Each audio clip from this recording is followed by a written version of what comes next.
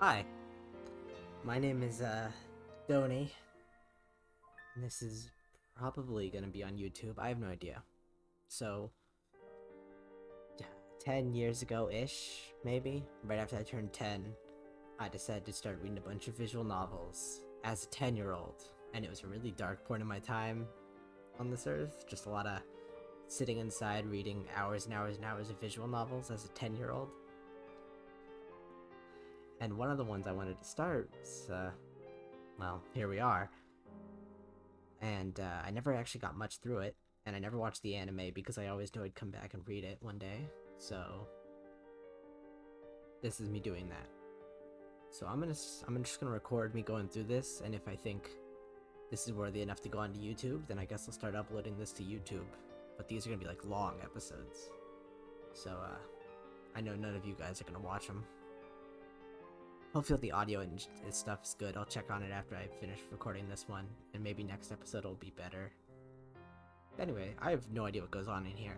I barely know anything about this. I tried to stay spoiler free for these last 10 years. Besides what I knew from... I pretty much forgot all that. Whatever. Steins in it up. I don't know. What's it all about? 全ては偶然だ。だがその偶然はあらかじめ決められていた世界の意志でもあった。俺はイカれてなどいない。至って正常だ。ここでは真実を語っているんであって、断じて中二病の妄想なんかじゃない。きっかけはほんの些細なことだとしても、それが未来の大きな流れを決定づけてしまうこともある。バタフライ効果という言葉を知っているか？ Yeah, I have. なら調べるのだ。That's okay, それ I'm ぐらい fine. の慎重さが求められているのだということを理解しろ。残念ながら俺は慎重じゃなかった。自分の愚かさを分かっていた。あいつを失うことになんてならなかった。未来をこんな形にしてしまうなんてこともなかった。分かるはずがないだろう。その瞬間の自分の手に人類全ての運命を決定づけるような重大なターニングポイントのスイッチが握られているなんていうことは分かるはずがないんだ。 All mankind. 考えてもみるがいい。普段の人間の I'm 力 thinking は about it. 99% が遮断されている。 Okay. 人は自分で思っている以上に愚鈍な生き物なんだよ。普段の生活の中に生まれている何気ないことなど気にも留めないし、知覚したとしてもすぐに忘れるか脳が処理をしないかのどちらかなんだ。あの時の俺に言ってやりたい。迂闊なことをするなと、軽率なことをするなと、見て見ぬふりをするなと、もっと注意を払えと。 I'm very bad at attention. 思った以上にずっと身近にあって、いつでもお前を陥れようと手ぐすね引いているのだと。 Yes. Should I turn off like 宇 voices? 宙に始まりはあるか終わりはない。無限星にもまた始まりはあるが、 Oh, I should 自らの probably turn 力を off 持って voices. 滅び There's a way to turn off voices. 有限英知を持つ者こそ最も愚かであるのだ。歴史からも読み取れる。海に生ける魚は陸の世界を知らない。彼らが英知を持てばそれもまた滅びゆく。人間が光の速さを超えるのは魚たちが陸で生活を始めるよりも滑稽。これは抗える者たちに対する神からの最後通告とも言える。 Alright, edgy.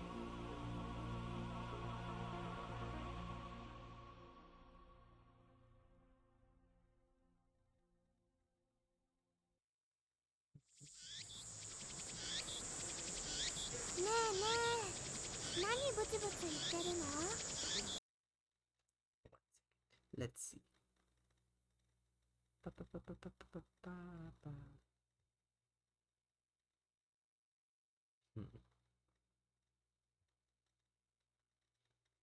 What do you think that does? Skip voice. Sync voice.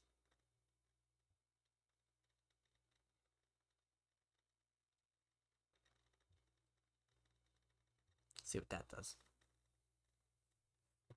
Backing up slowly.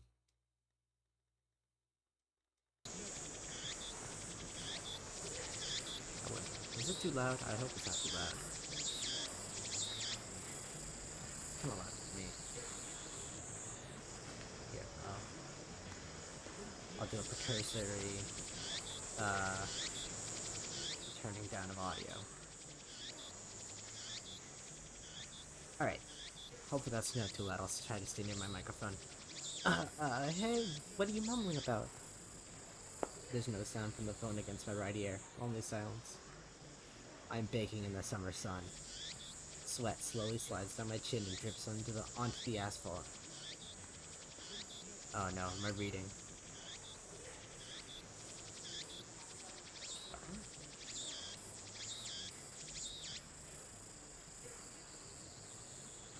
Dude, that cricket's going wild.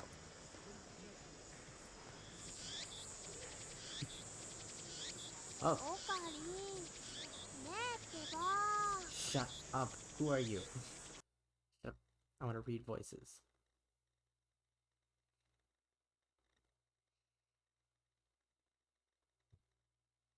There you go. There.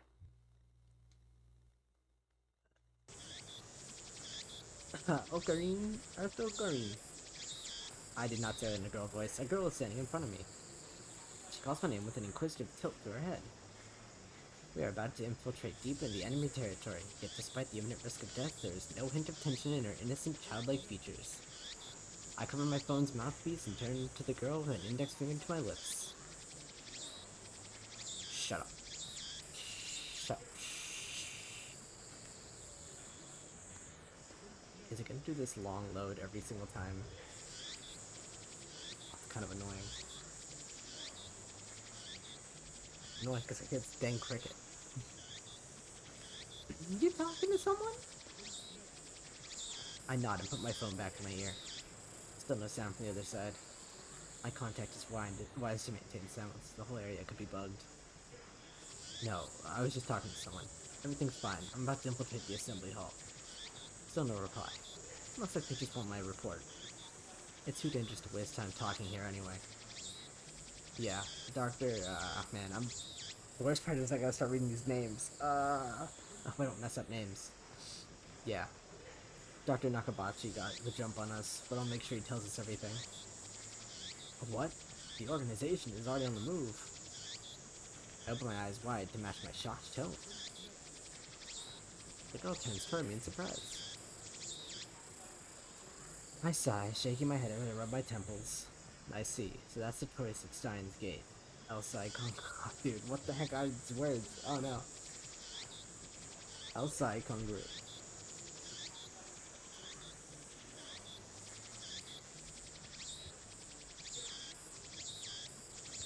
I speak the parting words and pocket my cell phone. Steins Gate. Some know it is fate. To others, it is the will of God. You could count on one hand the people in this world aware of its true nature. In any case, we should begin the infiltration. I advance toward Radikhan, which is just across the street from the train station.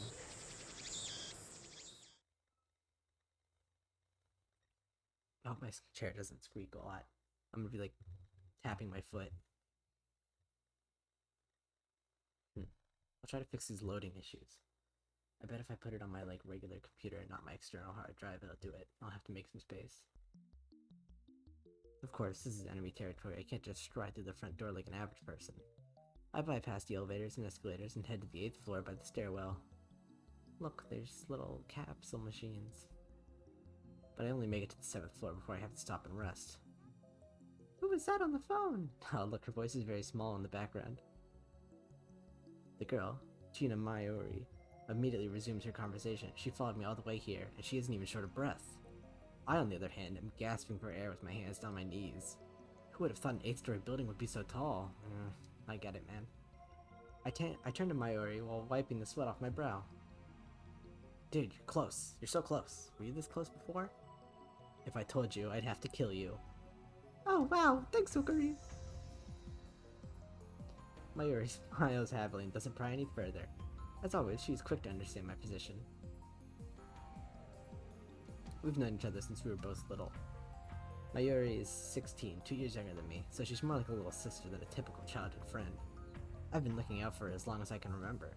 I used to hope that Mayuri might become the key to Steins Gate, but now I've reconsidered. I don't want that terrible fate for her. She should live a normal life.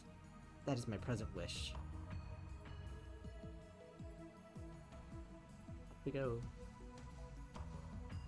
We continue to the 8th floor and into the assembly hall. In front of us stands a cheap-looking stage with a podium and a sign reading Dr. Nakabashi's Time Machine Press Conference. Ocarine, Ocarine! Mayuri insists on calling me Ocarine. It's neither my real name or my code name. It's just one of those annoying nicknames people use. How many times do I have to tell you? Don't call me Ocarine. Huh? But I've always called you that. Well then, I have since become... That was then. I have since become Hoyu... no, I don't want to say these names. I want to mess up names. I'll just say them how I say them. We'll just have to deal with it. Because I have the voices off. Hoyoin Koyoma. The insane mad scientist hunted by secret organizations the world over. Wahahaha. But that's too hard to remember. New tip. In any case, Hoyoin Koyoma is my true name. In pink. And besides, it doesn't even sound like Okabe Rintaro. You're weird. It's your foolish laughter. Okabe Rintaro may be my real name, but I have rejected it, for it is stupid. And so, I also hate the derivative Ocarine. Come on, it sounds like that elf boy's blue pipe thing. So, Ocarine, can I ask you something? In one ear, not the other. She's been calling me that for 5 years now, so maybe it's time to give up. What are we doing here? Wait, you followed me here without knowing why? Yep. She nods without dropping her smile. We're here for Dr. Nakabashi's press conference. We're standing in the assembly hall on the 8th floor of Radicon. It is here that the conference will be held. Dr. Nakabachi is an inventor. He appears on TV from time to time and has a few patents under his belt. Mostly he is treated as a curiosity. Press conference, but where are the reporters? Mayuri's right. I've scanned the entire hall, but there's no one who looks like a reputable reporter or cameraman. There are only about 10 of us standing in the hall, including me. Considering Nakabachi's moderate media presence and the fact that he claims to have invented a time machine, I would have expected more. Could this be the organization working its twisted influence? I twist my lips into a sneer. I thought that Nakabachi was like me, a scientist fighting to overthrow the organization. But this press conference suggests other motives at work. Our enemies won't miss this chance.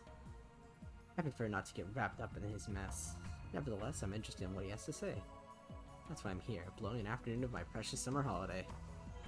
Mayuri ponders my utterance for a while before finally turning her head. You're not really turning your head, you're just staring off into the middle distance. Snap, snap, come on. Hey, look over here. Hey.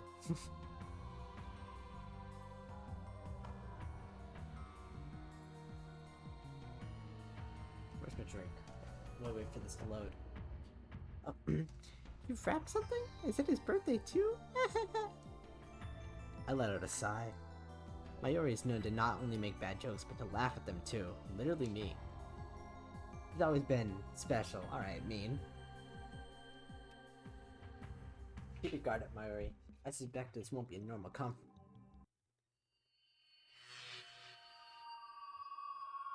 I didn't even finish my sentence. Are we under attack? Are they trying to fry our brains with electromagnetic waves? Kaboom.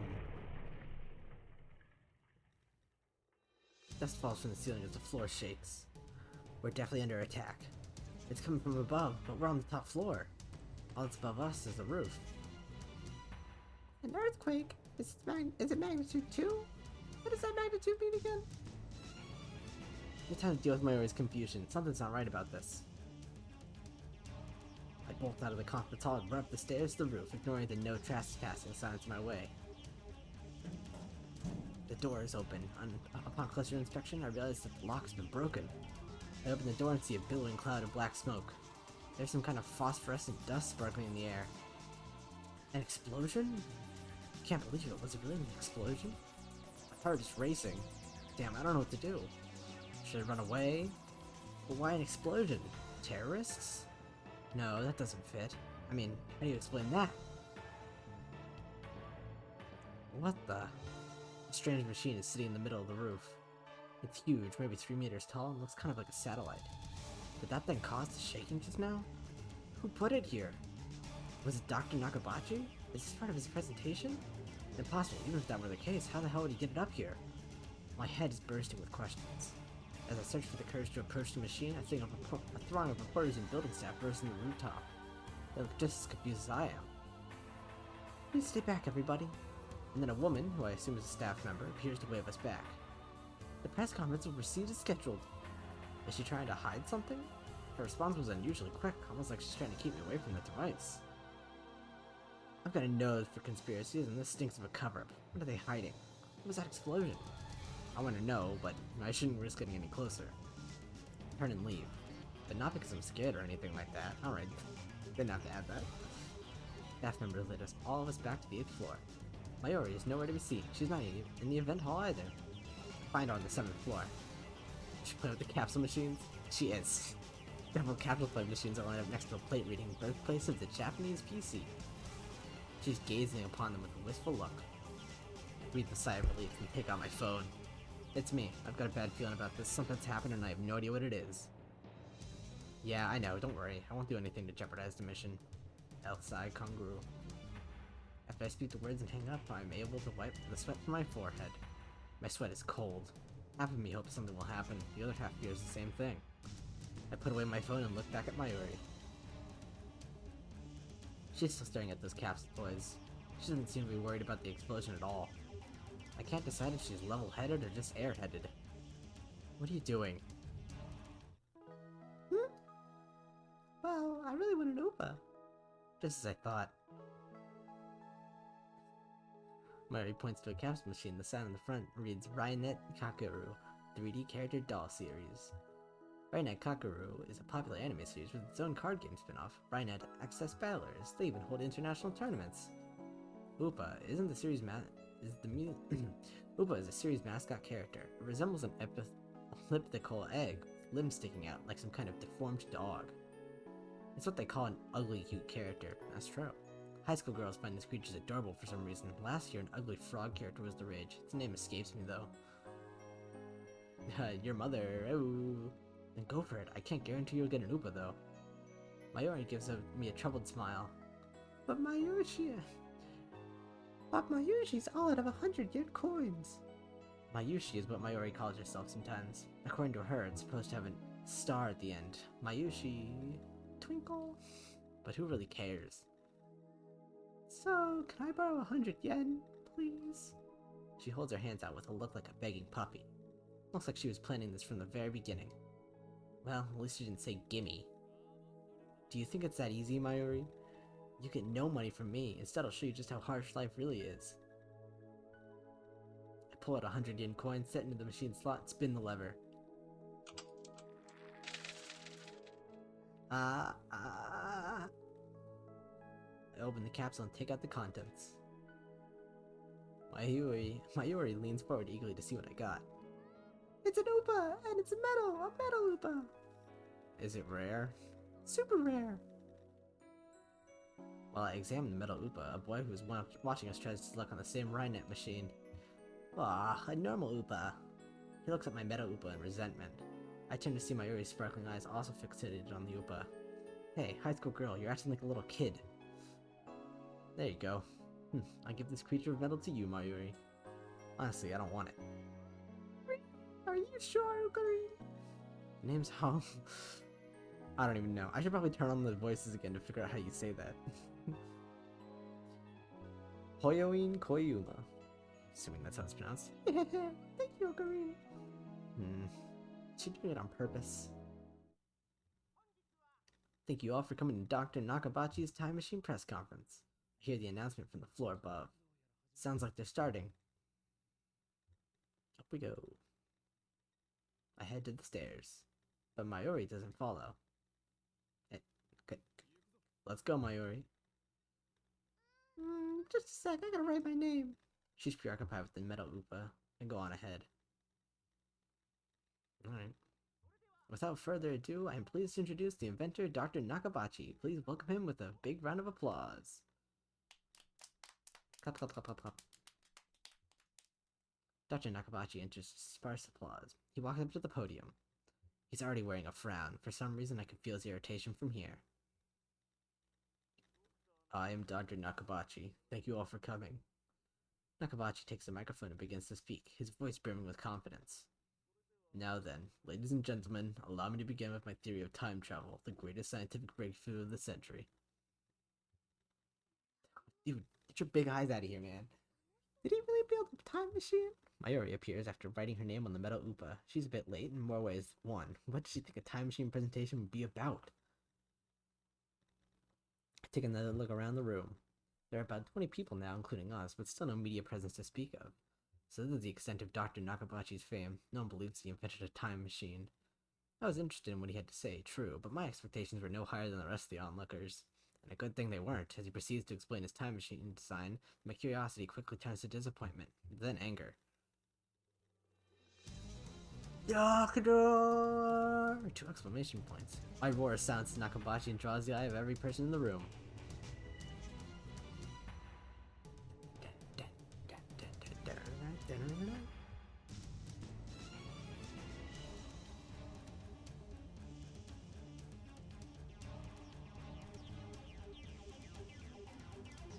Alright, let's...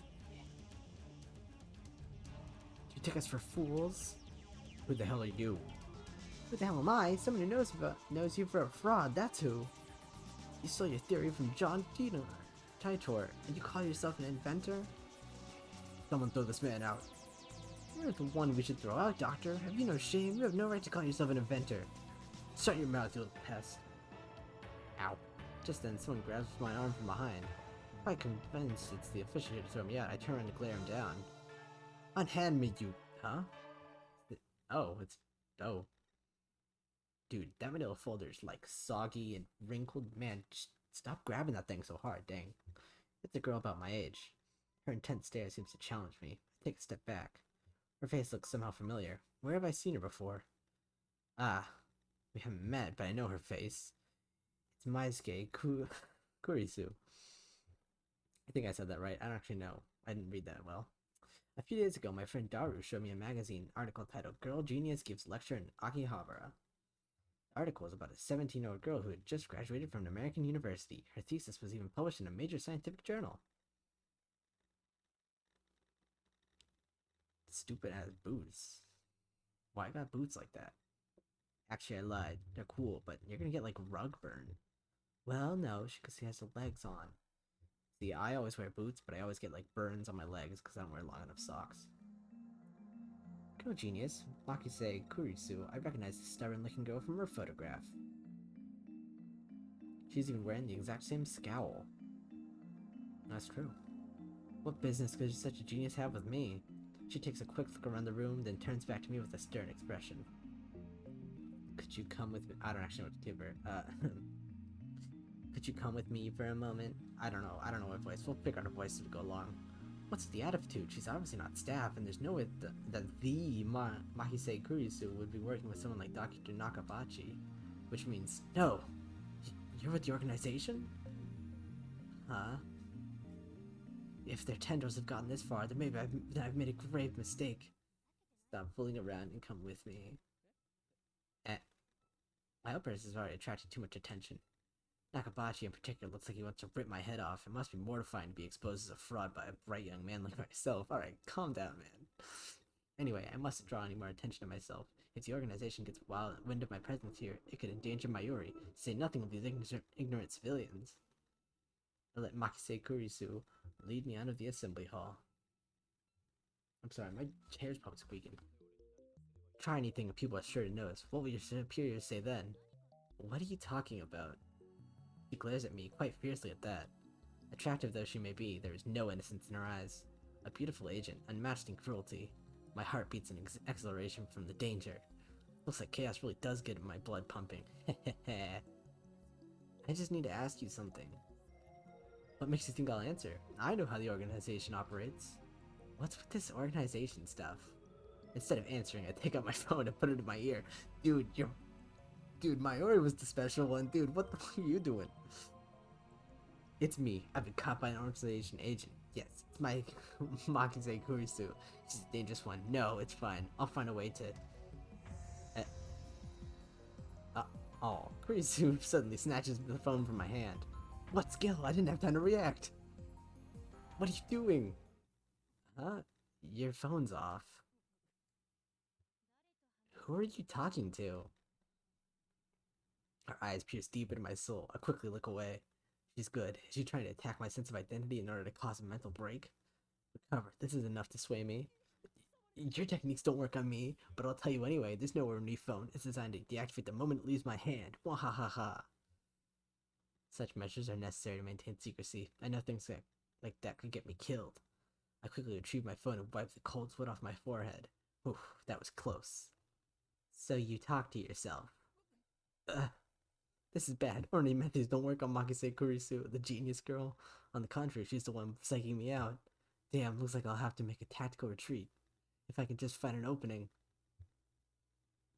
She's closer. Suddenly, Kurisu steps up to me with a serious expression. She stares right at me, her huge eyes blazing with strength of will. Such fire, I can't look away. Could someone with such pure eyes really be an organization agent? What were you trying to tell me earlier?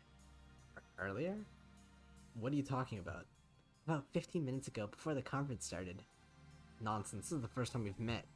I was with Mayuri and that Upa toy 15 minutes ago. You were trying to tell me something, right? You looked really upset. Is this a trap? It seemed like one of the organization's dirty tricks. But would this girl do something that underhanded? You look like you were going to start crying any second. Well, why? Have you met before? She seems sincere. That makes her even more suspicious. That's right, don't let her beauty fool you. She's a cold, calculating secret agent.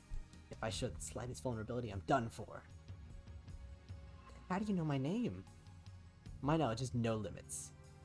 I'm a mad scientist after all. Shut the fuck up, man. Genius girl, our next meeting shall be as enemies. Huh? Farewell, wahahaha, run off. I spin around and take off down the stairs, ignoring her call to stop, like I'd listened to the enemy. Dude, you're fucking whack. Only got 3 flights down? Damn the organization, they must be serious if they're sending in agents like her. I run all the way down to the 4th floor and check behind me. Once I'm convinced Makise Kurisu is not tailing me, I sigh while rubbing my temples. But I can't let them capture me yet. Well then, what do I do now? My mission was to attend the conference and evaluate Dr. Nakabachi's research. Now that I know he's a fraud, there's no real point going back. Guess I'll just go home. But wait, aren't I forgetting something important? Let's see now, what is it? Your friend, probably? Damn, I left Mayuri behind. I knew she'd be a liability. Fuck you, man. I shouldn't have brought her along. I was trying to prioritize her safety, but got careless. I'll try calling her first. If she's alright, then I can just have her meet me here. With that thought in mind, I take out my phone, I turn it on.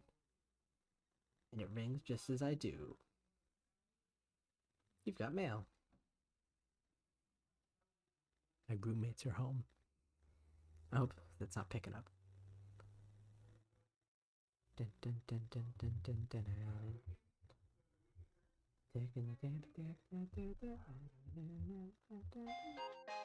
Wow. An email?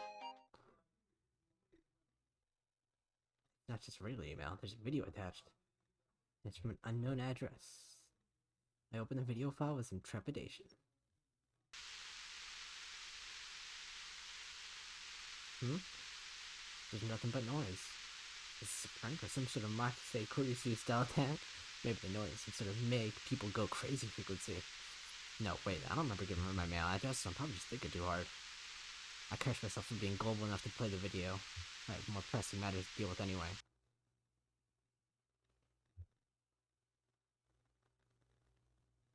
I stop the video and call Mayuri's phone from my address book.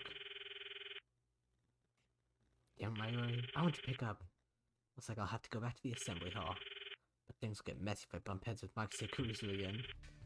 Wait, don't tell me, did that femme fatale kidnap Mayuri? Oh my gosh. Damn you, is that how the organization operates? Leaving without Mayuri isn't an option. Call me overprotective, but she's like a little sister to me, and there's a very real danger that she might wander off somewhere in the moment I let her out of my sight. Mayuri has always been like that. I never know if she'll be there when I turn to look. In a sense, that's why I became Mayuri Koyama. Go back for her. The thought of climbing back up to the 8th floor is depressing, but I'll have no choice. When I get back to the assembly hall, Dr. Nakabashi's conference is just finished. Nobody is on stage and the phony inventor has already left. 20 or so members of the audience are starting to pack up. I soon find Mayuri. She's in the corner, looking lost. Well, at least she wasn't kidnapped. Even better, I don't see Makise Kurisu anywhere. Looks like I scared her off. Alright. So be it. I'll let it go this time. Still, I keep my eyes peeled as I run to Mayuri. Mayuri, why didn't you pick up? We're leaving. Ocarina, my Meta Oopa ran away. She turns to me with a forlorn expression. Ran away? What, it's alive? That's a little hard to believe. I think I dropped it. I see, so she was looking for it. Not like it really matters. Forget about it, you can always get another one. No way, Meta Oopas sell upwards of 10,000 yen online, you know? Wait, what? That toy was worth that much?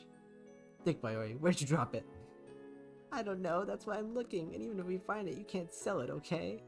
Haha, that 10,000 yen will fund my research.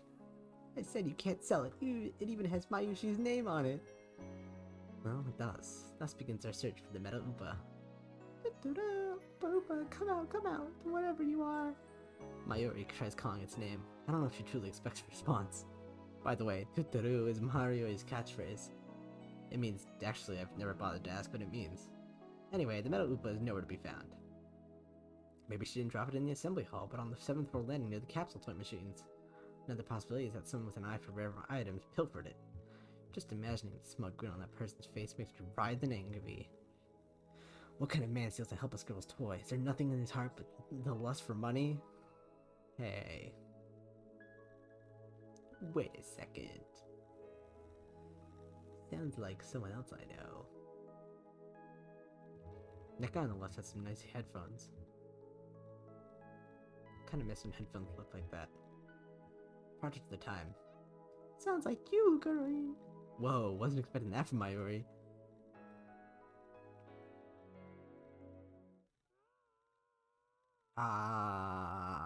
You can hear it in the background because I have the voices a little low. Huh? What was that? Was that a scream? I think so. Only the presenter and a few other people are left in the assembly hall. Including Mayuri and me, less than half the audience remains. Everyone looks at each other anxiously, startled by the scream. Even I cannot suppress a shiver. First the explosion on the roof, now this? What's going on here? Mayuri squeezes my hand tight. Stay here, Mayuri. I take a deep breath, prepare myself, and head in the direction of the scream. The echoes lead me down a dark, empty hallway on the same floor. I'm pretty sure it came from around that corner. I crouch down and turn the corner slowly, keeping my eyes and ears peeled for any sign of danger. And there at the end of the passage, I see it. There's something on the ground. No, someone. Motionless. Who is it? The clothes are familiar. It can't be. Well, that's not good. Oh, that's really not good. Wow. Makise Kurisu. Her face is turned away, but I know it's her. The impertinent genius girl I just fought with 10 minutes ago is now face down in a pool of bright red blood. She's dead. No, but why? Suddenly I realize that I'm shaking. I want to run away. I shouldn't have come. This is wrong. Someone killed Makise Kurisu. There's no other explanation. Who would do such a thing? There's no one else here. I twist around in shock. Some other men have followed me, and every one of them is ghastly pale. They must have seen the body. Call the police! The man cries out in panic at this. Everyone else starts screaming and running away. I follow them, of course. There's absolutely no reason to stay here. Concern for Makise Kurisu is superseded by my instinctive urge to flee. When I get back to the assembly hall, Mayuri is waiting for me with tears in her eyes. What happened, Ocarina? We're leaving. I grab Mayuri's hand and run.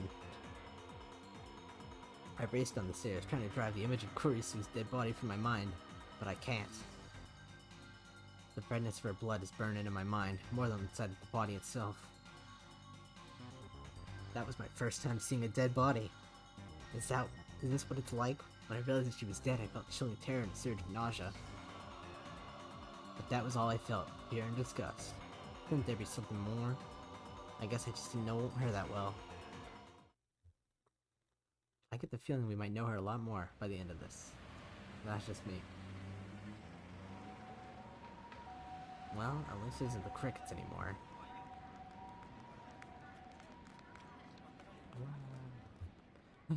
I finally stop once we get out to the main street, Doney. My chest pounds, my breathing labored from running down the stairs at full speed. Hey, what happened? You look really pale. Mayuri doesn't seem to comprehend the situation. I guess it's because she didn't see the body. She's not even breathing hard. She looks slow, but she's actually pretty fast on her feet. Okay, well, how many slow jokes are we gonna get in this game before we're done with it?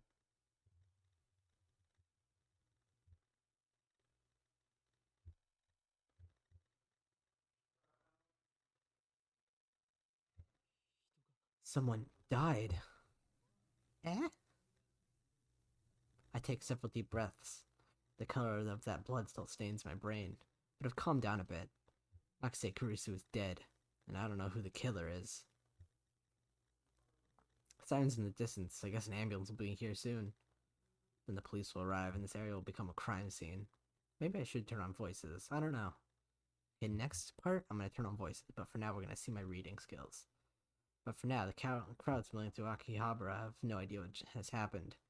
Because, you know, you're already going to have to read this, but I get to read, like, the inner monologues, but then they get to say the lines in Japanese. We'll see. Everyone is going around their business as usual, never ending search for electronics, moe, and porn. Alright, I feel like that's an interesting choice of three. And just another day in Akihabara. Kiribara, I don't know. I take my phone out of my pocket and perhaps out of reflex. I'm not sure what I plan to do with it. No, I know, my friend Daru. I'll tell him what happened just now since he knows about Makise Kurisu. I suppose it might be disrespectful to the victim, but my adrenaline is pumping. I can't make calm decisions after witnessing something like that firsthand. That's how humans are, after all. We're not as special as we like to believe. At the end of the day, we're nothing but dirty, slime-like flesh. Okay, our soul's special like the semen left to rot in the womb. You're just talking out your ass, man. That's how we humans are. While wallowing in a bit of angst, I begin to type on my phone.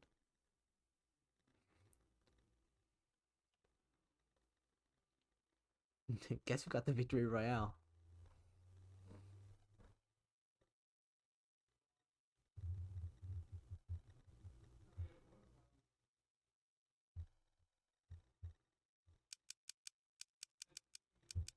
Trouble.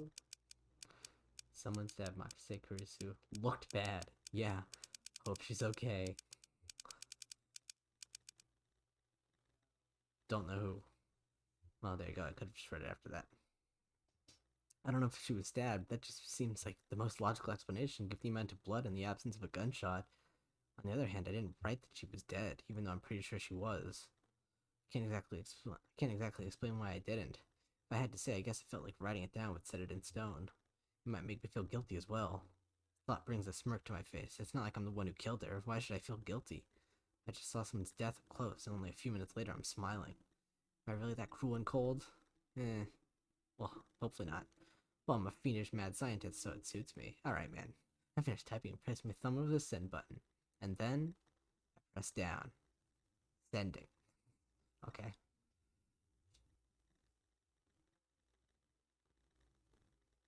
Come on, send the mail. These old-fashioned phones, I tell you. The modern day, very nice amenities.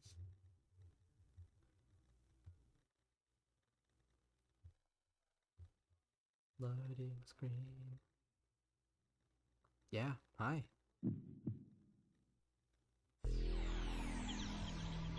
No way, the Factorio lights. What? What was that? Wait, look around. Oh. They're gone. Summer break. Noon. The busiest street in town.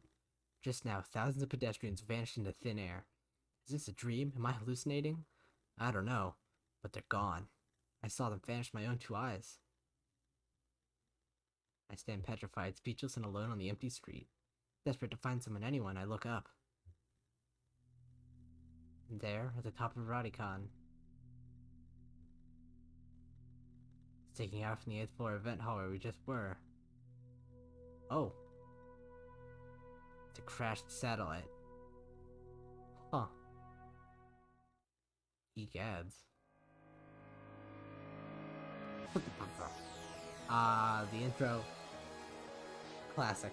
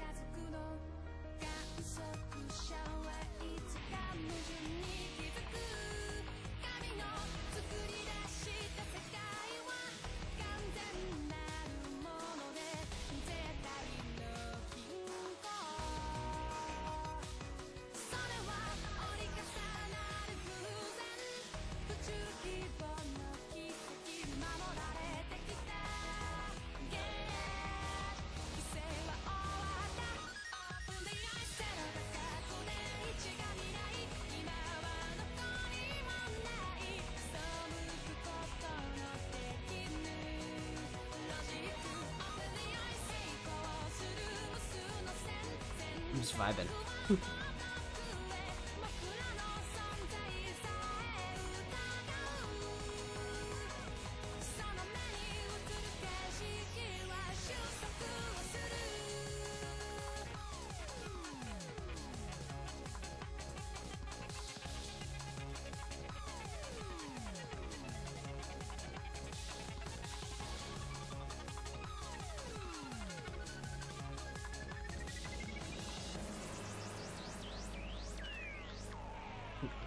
Jimmy Neutron.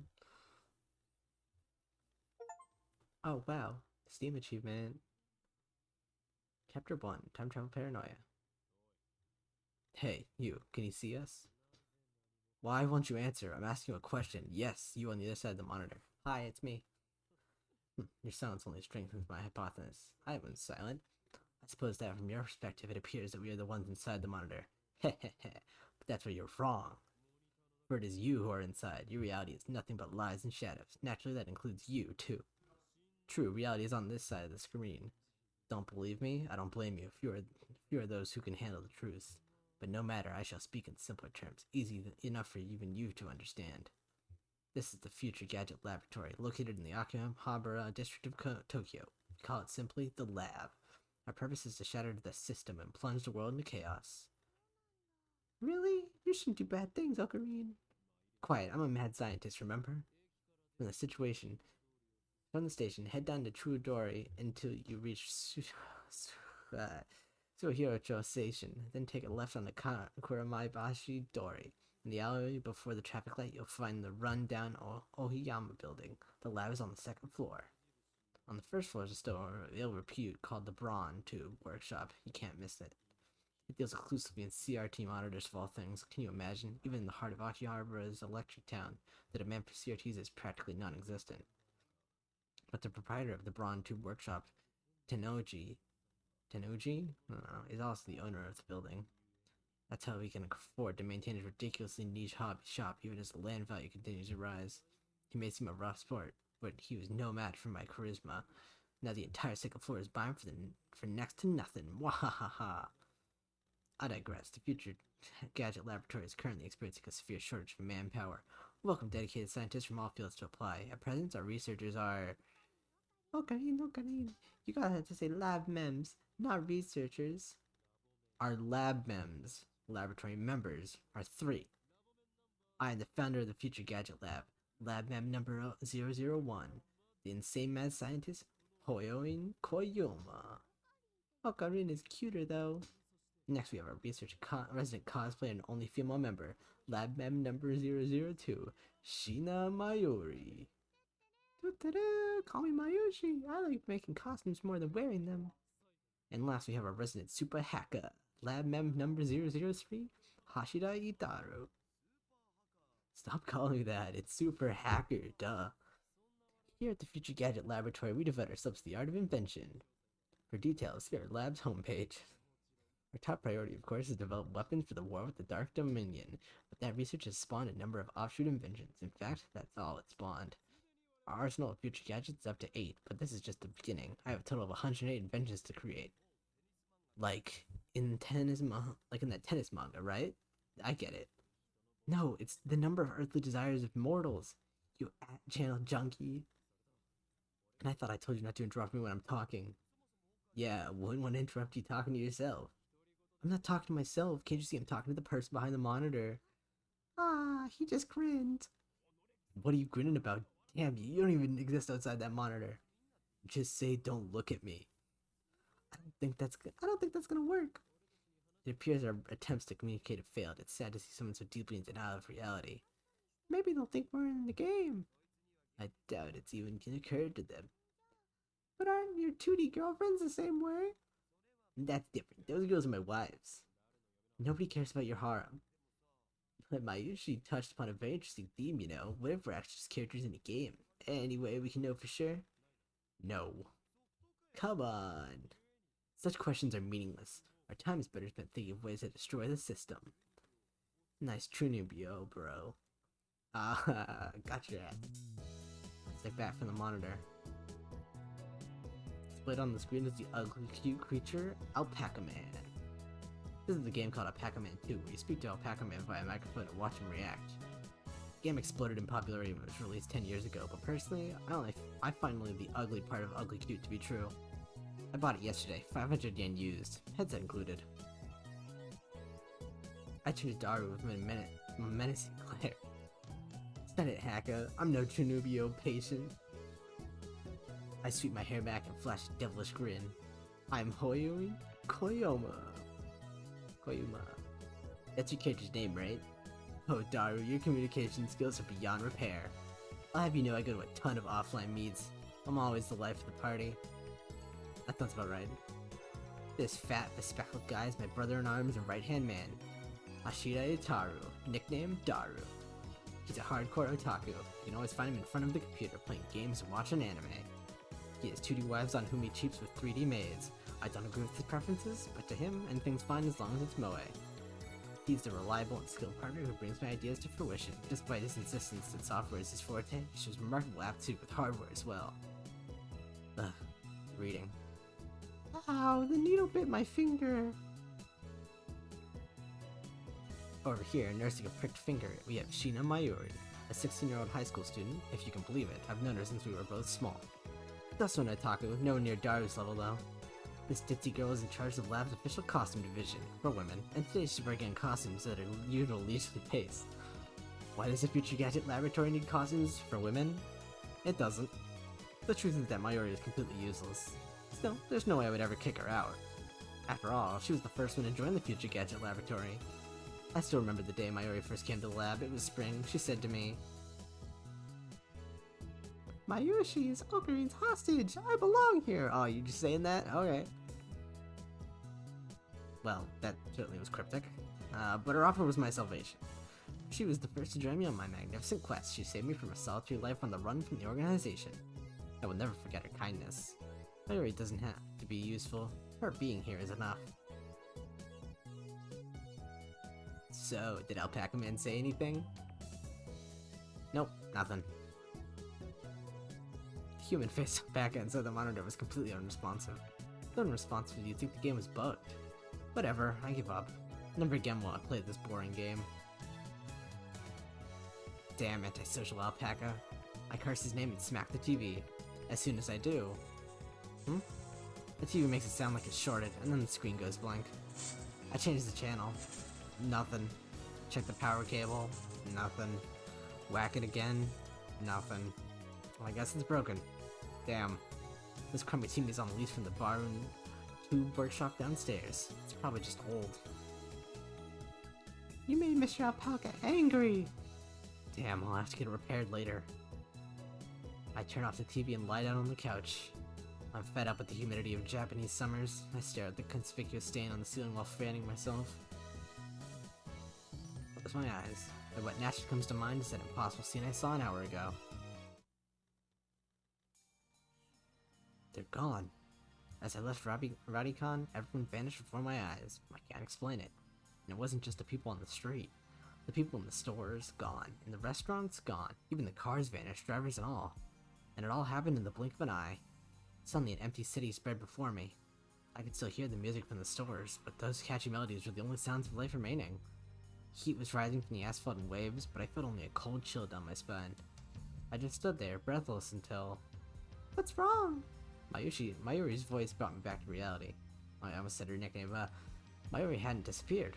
She was right there, looking at me with questioning eyes. Yeah, you're right. Those do say questions. In fact, only questions. No answers.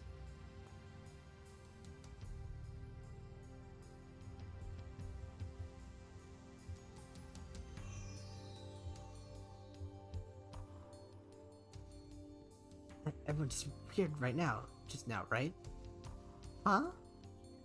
You saw it too, right? Just now, before our very eyes. Panic to call as the enormity of what had just happened struck me. Unable to control myself, I grabbed Mayuri by her slender shoulders and shook her. Did you see it, Mayuri? You saw it, right? Mayuri's head flopped back and forth in my shaking. I didn't see anything. You didn't? I stopped shaking her and looked straight into her eyes. She returned my gaze with eyes clear as glass marbles. That's true. You saw nothing? Nothing at all? There were people here a second ago, weren't there? There were? Even the store employees are gone. That's impossible by any measure. Of course they are. Her reply didn't make any sense. It was like this when we got here. Oh, I know. You're seeing things, aren't you? I'm sure it's because of the heat. How could you laugh at a time like this? I always thought she was a bit strange, but maybe her brain is actually broken. I realized that she couldn't help me. With nowhere else to turn, I looked up at the bright blue sky. There wasn't a cloud in sight. The scorching summer sun shone bright through the gaps between Akiba's buildings. Naturally, my eyes drifted to the top floor of Radicon, where I had just been a moment before.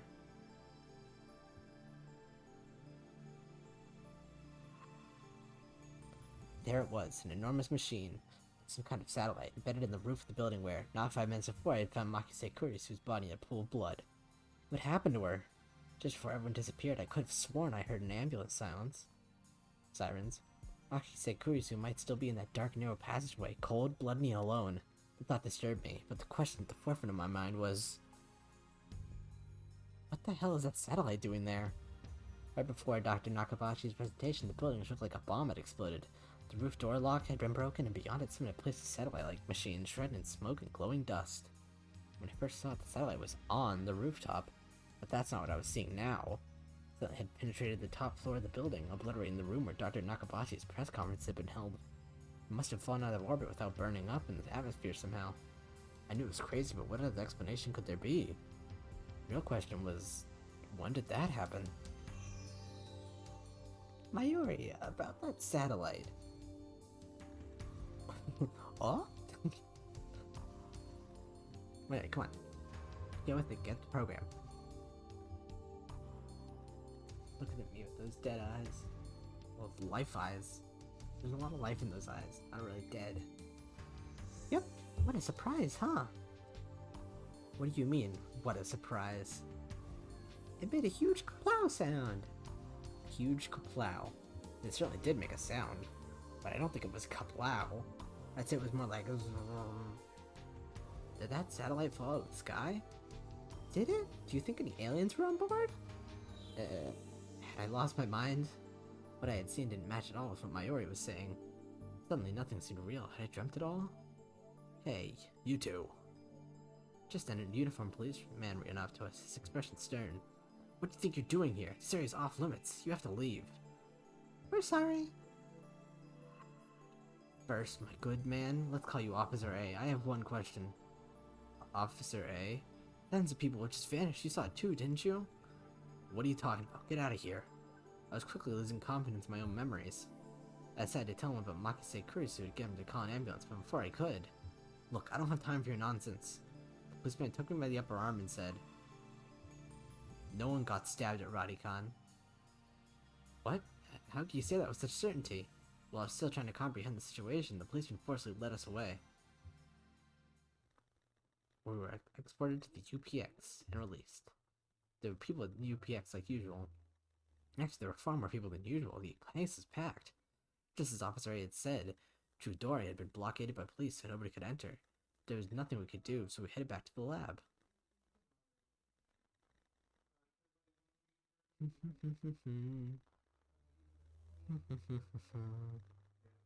Maybe I will turn the voices back on, and then I'll read the lines that aren't there.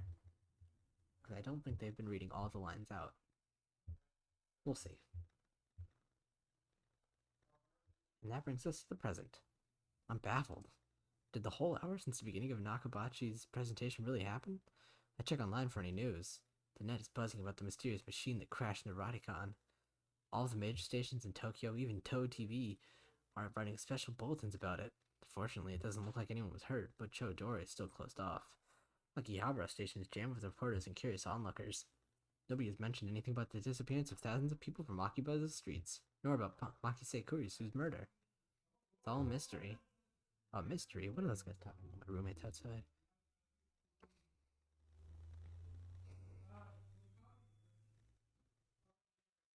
Roommates outside making such a racket.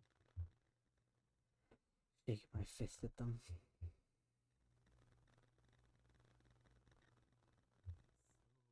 I see. So that's it. From the sofa I spring to my feet, a wide grin on my face. Daru and Mayuri turn and stare. This is all an elaborate cover-up by the organization. Their influence has corrupted local law enforcement, which means their entire government may already be under their control. My god! But they underestimated me, for I am not so easily played. One day I will expose their deeds and put an end to their reign. Having come to a satisfactory conclusion, I take a celebratory bottle of Dr. P, my favorite soda, from the fridge. The lab has no air conditioning, and ice-cold drinks are essential. Ah, elixir intellectuous, the drink fit for a genius. I agree with that, actually. Coal is better. Ocarina really loves his Dr. P. I pity the man who knows not the greatness of this beverage. Wahahaha. I actually have it right next to me, but I'm not going to drink it. Oh, loud. That is the curtain dividing the center, and you'll enter the heart of the Future Gadget Laboratory, development room. Just as the name implies, this is the room where we develop future gadgets. Needless to say, it's strictly off-limits to outsiders. Yes, I know this setup is cheap, but I would much rather have an airlock than a curtain, but our research budget is already scraping the bottom of the barrel. Besides, what's important isn't money, it's ambition. I poke Daru and bid him follow me into the development room. There's a hard drive. All of the windows here are weather stripped with packing tape, so it's dim. And hot, almost like a sauna. I've been wanting to buy an air conditioning for the lab, but there's no money for that. We're currently accepting donations. Upon entering development room, I pick up the lab coat that's lazily draped on the chair and put it on. I always wear a lab coat in the development room, for practical reasons as well as symbolic ones. Daru, however, refuses to wear his. Putting it on and taking it off is apparently too much trouble for him. He can't be bothered to do anything that doesn't interest him. It's men like him who give our generation a bad name. His lab coat, purchased from my own pocket money I might add, just sits on the shelf. It's never been worn and probably never will be. Daru, is the plan progressing smoothly? This guy's got a lot of hair dryers. Like 2, maybe 3 hair dryers. Alright, I think that's 2 hair dryers and a little toy ray gun, actually. So 2 hair dryers. What plan? Daru gives me a blank look. I sigh and turn his attention to the table in the middle of the room. That's just a bottle of 7-Up. Sitting majestically on the top of the table is a commercial-grade microwave oven that's significantly larger than newer home models. The plan, as in the plan, obviously, I'm talking about perfecting gadget number 8. Oh, that. How was I supposed to know what you meant? We've known each other for what, 3 years now? We went to high school together, and now we're going to the same university. We share an inseparable bond, like prison cellmates. He's only been a lab member for 2 months, though. We were in different classes junior year, and actually we didn't talk at all, so 2 years? Details. The point is we've known each other a long time. I expect you to keep up with me here. Nope. Awkward silence. And all I wanted to do was have one of those cool cryptic conversations where we talk about plans and preparations and other important sounding stuff, but no one knows what it means except us. Shot down again.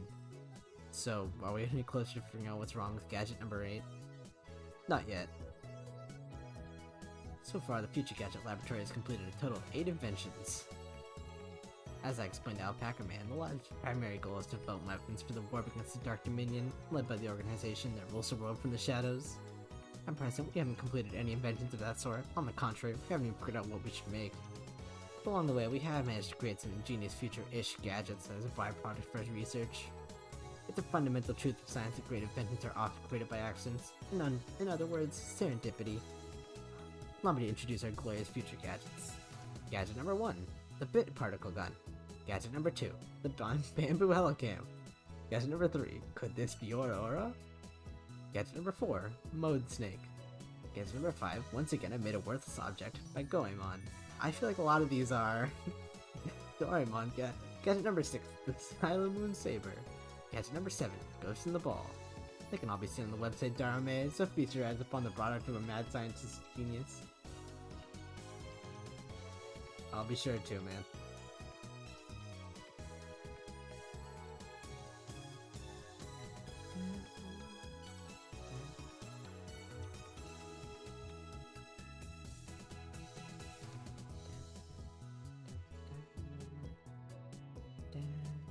Anyway, our current problem is future gadget number 8, the phone wave. Name subject to change. The phone wave is a pretty weak name, so I've added name subject to change to the end until we come up with something better. For the record, it was Mayuri's idea, not mine. When a future gadget is completed, the 3 of us discuss what to name it. I prefer names based on mythology or names with hidden good meanings that need extra explanation or to understand. Jar thinks my naming style is too ridiculous. He just doesn't have passion for words like I do. It's true. Mayuri can't be bothered to remember difficult names. She says they don't fit in her head. And so our opinions on gadget names are always split. But I digress. I'm gonna digress a lot, man. The phone wave, name to change, is in short a remote-controlled microwave. Put food in the microwave before you leave, then on your way back, call the attached cell phone to start the heating process. Voila, the hot food ready for your arrival. So it's basically a piece of junk. A few days ago, however, we discovered that the phone wave, named subject to change, has a second unintended capability. Our brave, or possibly just ditzy, Mayuri had made it her daily routine to heat some frozen fried chicken by remote control. Long story short, she was defrosting her beloved juicy chicken number 1 as usual when the unexpected happened. The chicken came out more frozen than when she put it in. The microwave refroze the chicken. Since then, Darrow and I have been searching for the cause.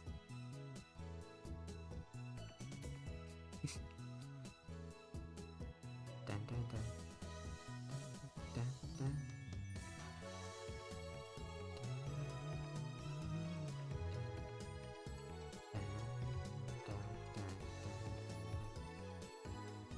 I can guess based on the fact that we did a weird thing with time and the numbers that I assume that has something to do with it.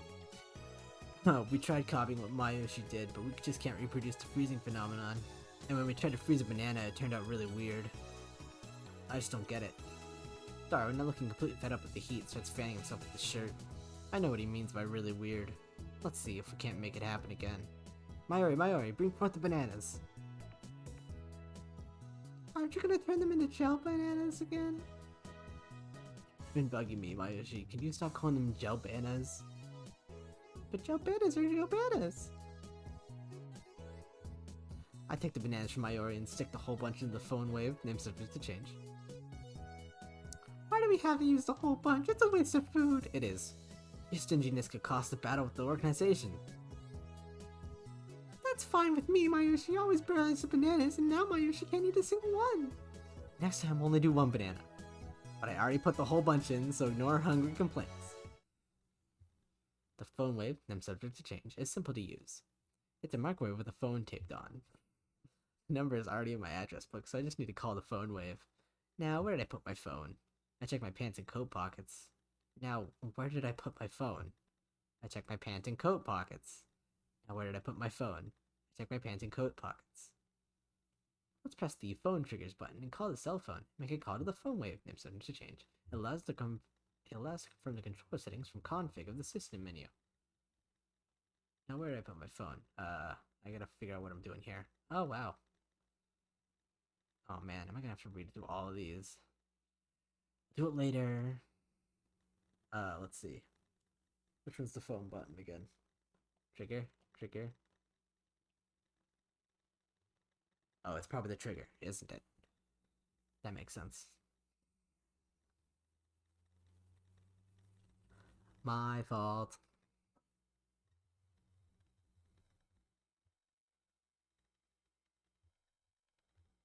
Oh, there it is. Hi, my phone.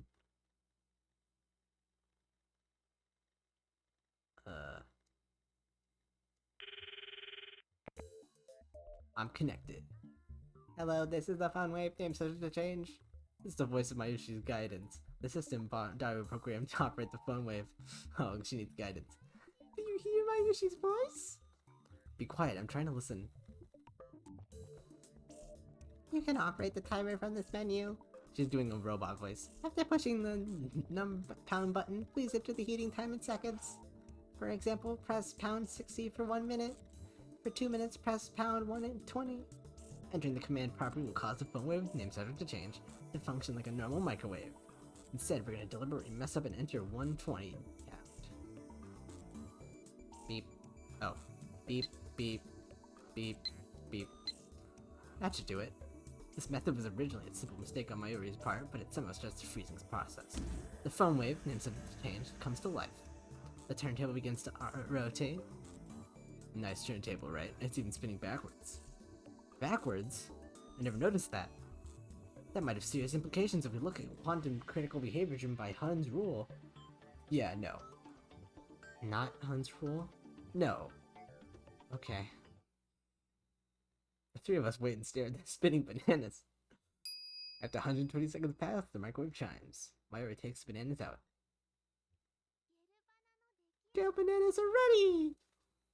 The bananas have become not bananas. Gelatinous blobs coated with a thin membrane.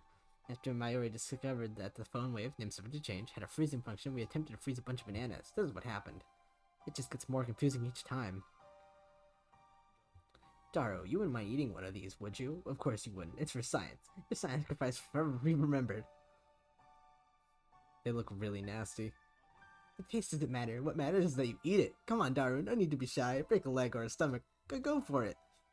No way. Fine, Mayuri, the honor shall be yours. But gel bananas are all goopy, droopy, soft, and squishy. Wait, she already tried one? It had no flavor and wasn't tasty at all. Gloopy, droopy, soft, and squishy. Daru, what do you think? Soft and squishy bananas, huh? Soft and squishy banana. Mayushi, say your banana's all soft and squishy for me. Dude, calm down. Daru-kun, your nose is bleeding. Please, just say it. Your banana is all soft and... Don't make her say that, you perv. Daru retreats after I hit him with a tissue box. Mayuri looks at us with an innocent smile. She doesn't get it, obviously. Anyway. They're gelatinous, a semi-solid state of matter. In other words, there's a possibility that the intermolecular bonds were weakened. What could have partially liquefied the bananas? I've got it. I turned to the whiteboard and write freezing in the middle, and then I crossed it out and slapped the board with my hand. What we thought was a freezing function is actually something else. A bold statement, if I do say so myself. So why isn't anyone surprised?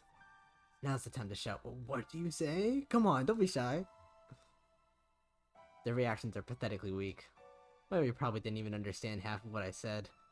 We already knew that. Oh. The problem is we don't know what it's doing or why it's doing it.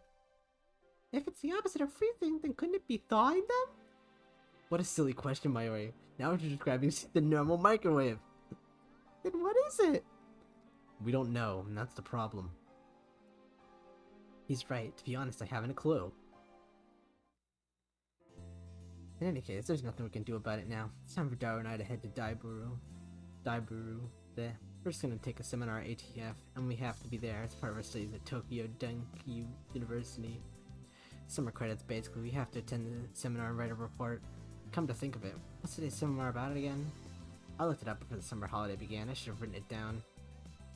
Behind me is the large unidentified object that crashed into a building near Akihabara Station. The building is under a police barricade. No one is allowed to approach, but from a distance the object appears to be some kind of satellite. As we cross the overpass that connects UPX to Dburu, we look down to see a huge crowd of people moving through the plaza. There are even some garishly dressed looking men and women, the sort you don't usually see around Akira. Everyone is blocking towards the main street, which is still cordoned off.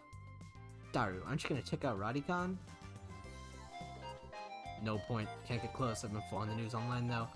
Someone's mailing me. There's already 100 threads about it on that channel. It's huge, man. Oh, so that's why. 1 second, I gotta check my mail. You know, I'm really sad about dropping my Oopa. It's worse than last year when I missed fire. Daryl Froggy. Shut the Reply. I feel your pain. That thing was worth a fortune. Our precious region fund. Ours. Someone from last year, right? I thought we weren't interested.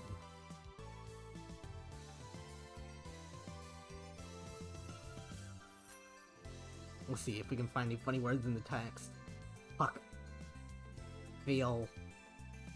Quirty. Ed'll buy.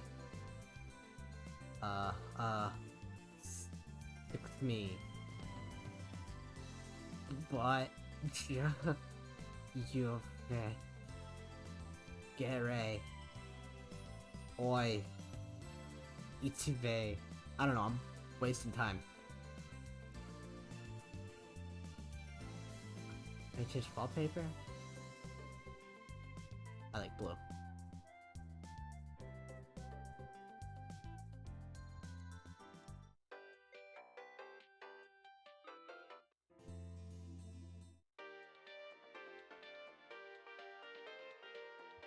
I like this one.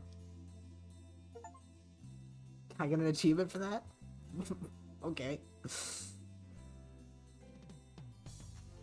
I can't call phone wave back? Alright, so that's why he was staring at his phone earlier. We enter Dbqtvmft and take the elevator to the 5th floor, ATF Assembly Hall. Man, feel that AC, I'm alive! Unlike the lab, Dbqtvmft has air conditioning. Yet another reason for our diligent participation in the seminar.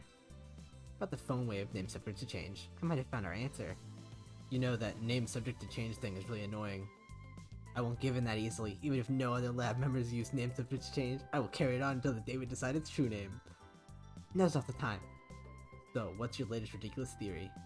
What do you mean ridiculous? My genius brain considers every possibility. Even those with a lesser mind would say break the laws of nature.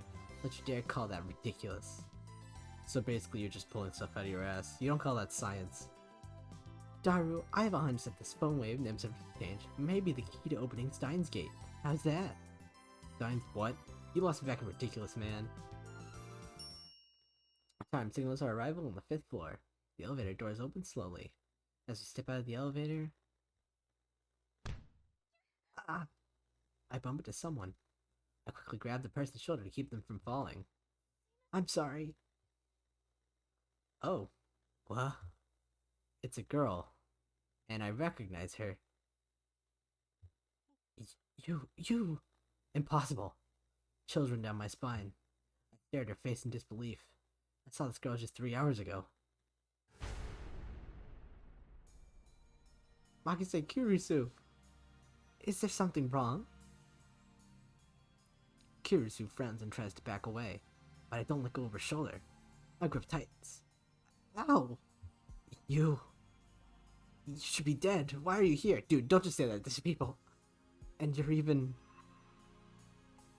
There isn't a single blood stain on her clothes, and they're the same ones she was wearing when I found her. Only a serious wound could have produced that much blood. Yet as far as I can tell, she's completely uninjured. Not a scratch. Hey, that hurts. Let me go. Ow. Kurisu pushes me away. Then she shoots me a wary glare. I realize that I'm gaping in disbelief. What's wrong with you? You're okay? But that's impossible. Someone stabbed you. I saw you lying in a pool of blood. That again? Daru interrupts. Wait, there's something strange about what he just said. What do you mean, again? I mean, you sent me that email like a week ago, right? I sent you an email? Don't be ridiculous, I saw her dead just 3 hours ago. Hey, could you not talk about me like that? I'm perfectly fine.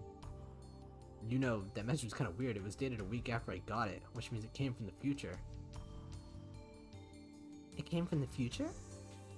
That sounds like something you'd read on the internet, Daru. It's rare for you to talk about ridiculous theories. No, the date was definitely a week later. It came from, the 28th. Wait, that's today. Daru pulls out his phone and shows it to me. He's right, the email was sent from my phone. He received it on July 1st at 12:56. But it was sent on July 8th, 12:54.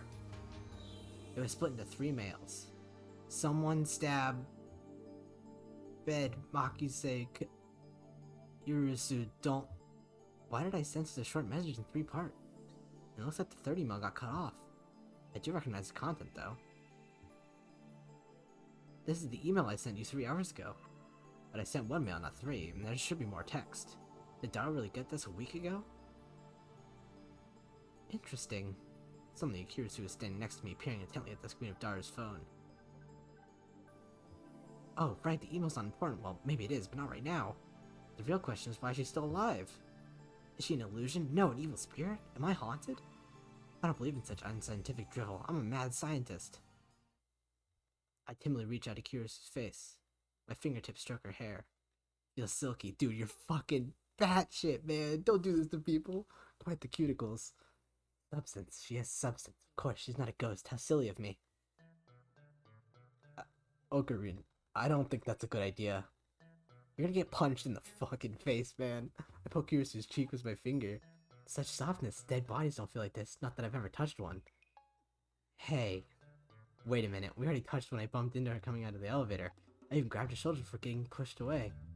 And I still doubted she had substance. That's just proving how confused I am. She was alive, then when did I see back at Radicon? What was that scream I heard? Were they hallucinations, just like the mass disappearance? That's right, she was stabbed. Maybe she's just hiding her wounds. This requires further investigation. Dude, do not touch her shirt. I grabbed the hem of her blouse and slowly lift it. Dude, you're gonna fucking... Are you trying to get yourself arrested? I just want to know what the truth. I stare straight back at Kirisu as she trembles with anger and lift her blouse a little higher. What truth, you perv? You stupid? Wanna die? She pushes my hand away. Louise-chan's famous line for the wind. I would shoot something silly, but I ignore him and press Kirisu. I know what I saw. No, wait, did you just see my underwear? Kirisu's face turns bright red. She firmly pulls her blouse down. No, you fool, not that. Earlier this afternoon, after the Dr. Nakabashi's presentation, someone killed Marakise Kirisu and left her in a pool of blood. I carefully explain everything that I saw. Wait, Dr. Nakabashi? What are you talking about, Ocarina? Dr. Nakabashi's presentation was cancelled. Cancelled? Yeah, because of the satellite crash. Something's wrong. Our stories aren't matching. It's the same thing that happened right after I saw the mass disappearance. Mayuri's story didn't match mine. I need to know. Am I caught in some sinister plot? Is this another organization conspiracy? Excuse me, my name is Hoyoshin Koyoma. Really, man? You're hopeless. Okay, Hoyoin-san, I'd like to hear your story in more detail. Looks like she finally understands I'm not lying. But I still don't understand why my memories don't match everyone else's. I doubt that I can give her a good explanation. Just then, an older man steps out of the assembly hall. Magase-san, it's almost time. Huh? Alright, thank you. Kirisu glances at me one more time, then sighs and heads towards the small conference room. We should go too. Go where? To hear the lecture, duh. Ah, that. Dara follows after Kirisu. Did she come to attend the lecture too? Strange. Why would the girl genius Makise Kirisu need to attend a lecture like this? Probably because she is... whatever. Okay, my guess is a bit off. The girl genius didn't come to attend the lecture. I'd like to thank everyone for coming to hear me speak today. She's the one giving the lecture. Japan's famous girl genius Makise Kirisu, who had her thesis published at the tender age of 17. According to Dara, she turned 18 a few days ago. I first heard about her when Dara pointed her out in a Gossip magazine article. That's when he told me that she was going to be a guest at ATF. I've forgotten all about it. It's my first time giving a lecture like this, so please forgive me if I'm a little nervous. The audience is pretty mixed. It's mostly students like us, but there are also a couple of professors. And Kirisu just gave me a sharp look. What did I do? When I returned to stare, she quickly averts her eyes. I don't care if she's a genius or whatever, I still don't like her. She may have these people fooled with her timid girl act, but I learned that Radicon how cunning and aggressive she really is. Even if her murder was some kind of hallucination, my judgment of her character is still correct. Yeah, okay. For today's lecture, I've been asked to speak on the subject of time travel. It's not really my area of expertise, but I'll try my best. Time travel? Oh-ho! Let me start by saying that time travel is an absurd concept. Objection! Aw, man, Dara. Gonna get your ass kicked. Every member of the audience, not just Kirisu, is startled by my interruption. Perhaps I'm being slightly rude here, but I'm not one to sit and listen to some genius girls drivel. It's presumptuous for you to claim that time travel is absurd. Ocarina, you magnificent fool! Sitting by my side, Dara throws me a small salute. ATF staff are approaching, probably kicked me out. Perhaps I got too carried away. Okay, it's fine. I guess it'll be easier to talk in a discussion format. Thanks for proposing the events that refrained from escorting me out. She sounds a little pissed, but let's not mind that. But before that, please listen to my thoughts on the subject. Scientists have proposed many theoretical models of time travel, but there are 11 in particular that bear mentioning. What are the major theories of time travel? I've heard about the cosmic string theory at least. The 11 theories. Neutron star theory, black hole theory, light speed theory, tachyon theory, wormhole theory, exotic matter theory, cosmic string theory, quantum gravity theory, cesium laser theory, elementary particle ring and laser theory, Dirac antiparticle theory. Not bad. Perhaps Cipher is a worthy rival after all. However, all of these models are purely theoretical. Some of them even contradict each other. Well, what if someone comes up with both model? Right, well... It could be contradicted by the 13th model now, couldn't it? Damn, she twisted my question and used it against me. Touché, genius girl. Dude, you're a fucking idiot. Suddenly I feel eyes on me. Some puffed up professors are giving me hard looks from across the room. Maybe I got too carried away. I don't want to risk losing my credits. I should back off for now. By the way, time travel to the future is available to us right now according to Einstein's special theory of relativity. For example, let's say someone were to go to Haneda Airport and board a plane headed to Okinawa. Upon arrival, that person would be about 100 millionth of a second farther in the future than I am. What does that mean? According to the special theory of relativity, time moves slower for objects as they approach the speed of light. For example, if you could run it near the speed of light, you could reach a point where time only moves half as fast as you. If you were to keep running at that speed for 24 hours, 48 hours would elapse in the rest of the world, meaning you would jump one day into the future. Understand, Hoyoin Koyoma? Ah! Why are you singling me out? I'm doing my best to hold back, but it looks like Cipher wants to pick a fight. I wish that she hadn't said that name in front of so many people. It's too great of a risk to let her then just know my true name. But that's not really time travel, is it? Now, Professor Conley makes an objection. True, Cipher's example isn't strictly time travel per se, but I never expected an older man, professor at that, to refute an 18-year-old girl. Maybe he's just testing the genius girl's resilience. Yes, you're right. The genius girl readily concedes the point. If she were a normal 18-year-old, it would be impossible for her to be this calm in front of all these people. A normal 18-year-old would panic when refuted by such a distinguished-looking professor, and yet Cipher was giving off an aura of gutsiness that says, I can take these guys on. Then what about going to the past? Going to the past is possible right now. Take a look at the sky at night. You can see light from tens of thousands of years ago, can't you? That's not time travel either. This time it's a nearby student who objects. Well, I was just getting started. Was it just me, or did Kirsu look a little nervous just now? Let's say we wanted to make a machine that could physically transport people through time. What would we need? The best candidates for this are cosmic strings and wormholes. Cosmic string is a string-shaped crevasse with extreme mass. String-shaped crevasse? That must be how they enter our universe. But do cosmic strings really exist? The crevice is about as wide as an elementary particle, and at least as long as the diameter of the galaxy. It has an immense mass, so it distorts space-time. If you were to travel through the distortion, you could make a full circle around the string in less than 360 degrees. In short, you can do something resembling a warp. This is called a space-time angular deficit. When you pass through an area of angular deficit, transit time becomes 0. Now we apply this to a cosmic string moving at near light speed. According to the special theory of relativity, time will flow slower for the cosmic string in relation to its surroundings. Therefore, passing through the area of angular deficit would cause the transit time to become negative instead of 0. In other words, you will arrive in the past after transit. If you use 2 cosmic strings, you can do a space deficit jump. If you loop back to your original location, you can return at the same time you started revolving. And that, roughly speaking, is time travel by means of cosmic strings. By the way, just so nobody misunderstands, cosmic strings are not the same as superstrings. Now then, you need 3 things in order to travel to the past of cosmic strings. First, the cosmic strings themselves, 2 strings to be exact. By the way, they are hypothesized to exist only where the universe was first formed, so they might be a little hard to find. Second, you would need the energy required to make them move at near light speed. How much energy do you think you'd need to accelerate something as long as Milky Way to near the speed of light? I'm pretty sure it's a little more than 1.21 gigawatts. This earns a few chuckles from the audience. Third, you need a spaceship capable of reaching these cosmic strings and returning with the time travel alive, of course. What do you think, Hoyoin-san? San, care to take on the challenge of cosmic string time travel? Like that's even possible. And why the hell is she addressing me? I wasn't even the one who jeered this time. Looks like Hoyoin-san doesn't want to take this challenge. In that case, let's consider wormholes. They may be a little more realistic than cosmic strings. By the way, Hoyoin-san, do you know what wormholes are? No, don't ask me, I'm trying to hold back here. Since I've been challenged though, I can't leave the question unanswered. It's like a shortcut through space, right? Yes, that's correct.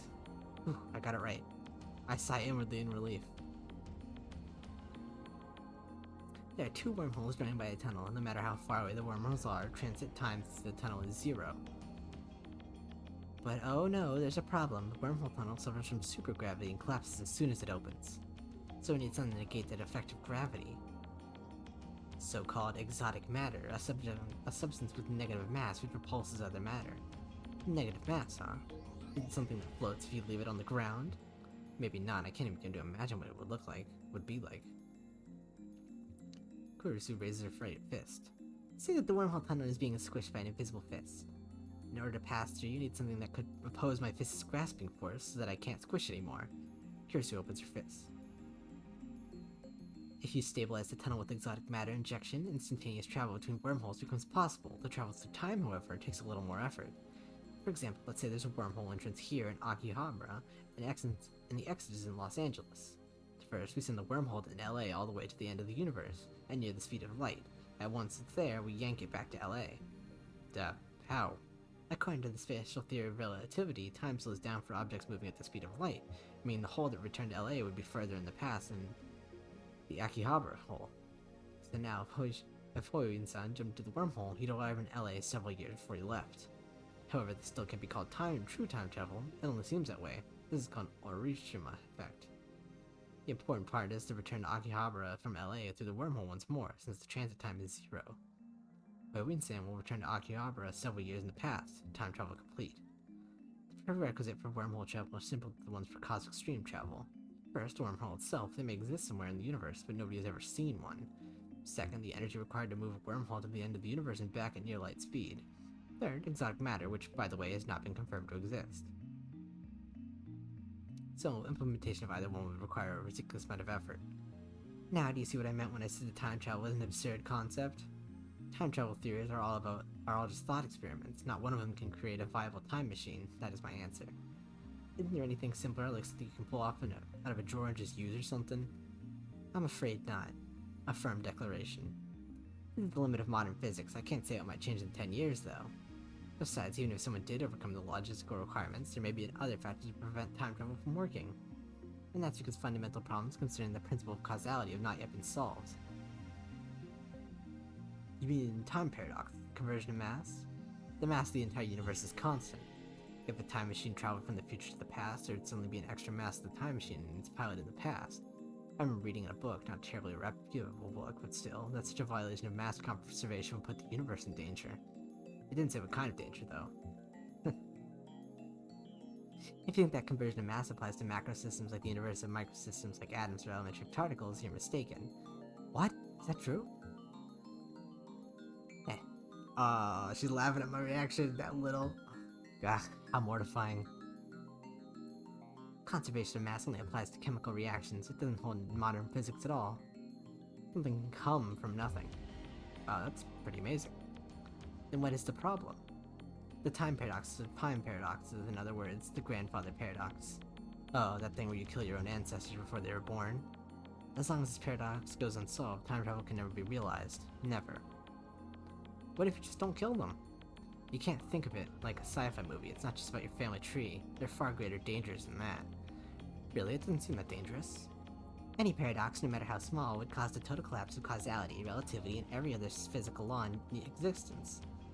Paradoxes are nothing more than thought experiments. They cannot occur in reality, and they should not. Nothing that is even a 0.0000001% chance of causing a paradox can happen. The universe won't allow it. Wouldn't you say this is a logical conclusion? There may be loopholes, like parallel worlds or the self-consistency principle, but those seem too much like fantasy for me to accept. I grind my teeth. When I see Makise Kurisu looking at me with her composed expression, I avert my eyes. Looks like I have no choice but to concede Makise Kurisu truly is a genius. I ended up listening to all of Kurisu's lecture at the ATF. After the 2 time travel theories she introduced at the beginning, she explained the rest with equal eloquence. She seemed a little nervous at first, but that quickly changed as she spoke. By the end, it was an impressive lecture, so impressive that you wouldn't think of as an 18-year-old the first time. She would be able to respond to my malicious questions with sarcasm. She's got guts. Wait, why am I praising her? Leaving that aside, I saw Makise Kurisu dead, and yet she's alive. My memories don't mesh with reality.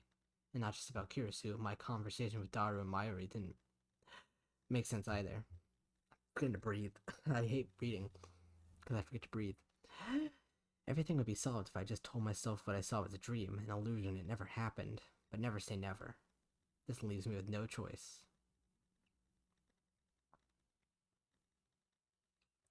Alright, let's see. I'm getting, I'm gripping this controller really tight. I'm not used to reading visual novels with the controller in my hand. Ooh, getting, cramps in my hand. After parting with ways with Daru at ATF, I hit the Yanabayashi Shrine. I need to get exercised.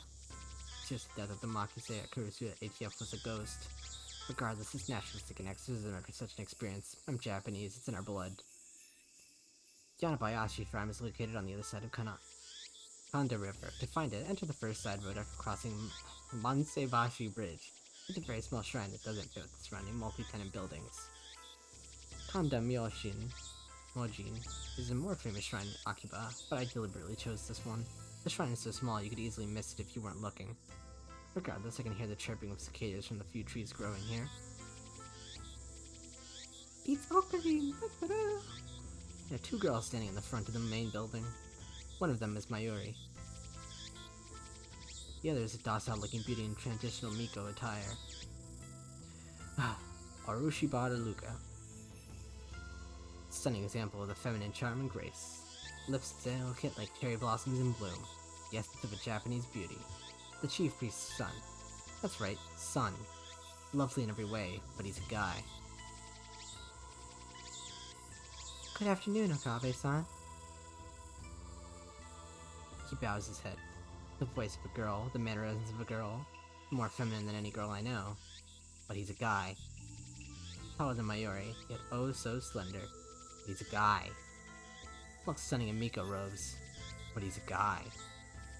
Holding a bamboo broom, apparently in the middle of cleaning. But he's a guy. It's almost evening, yet it's still hot as hell outside. But he's a guy. Damn cicadas won't shut up. But he's a guy.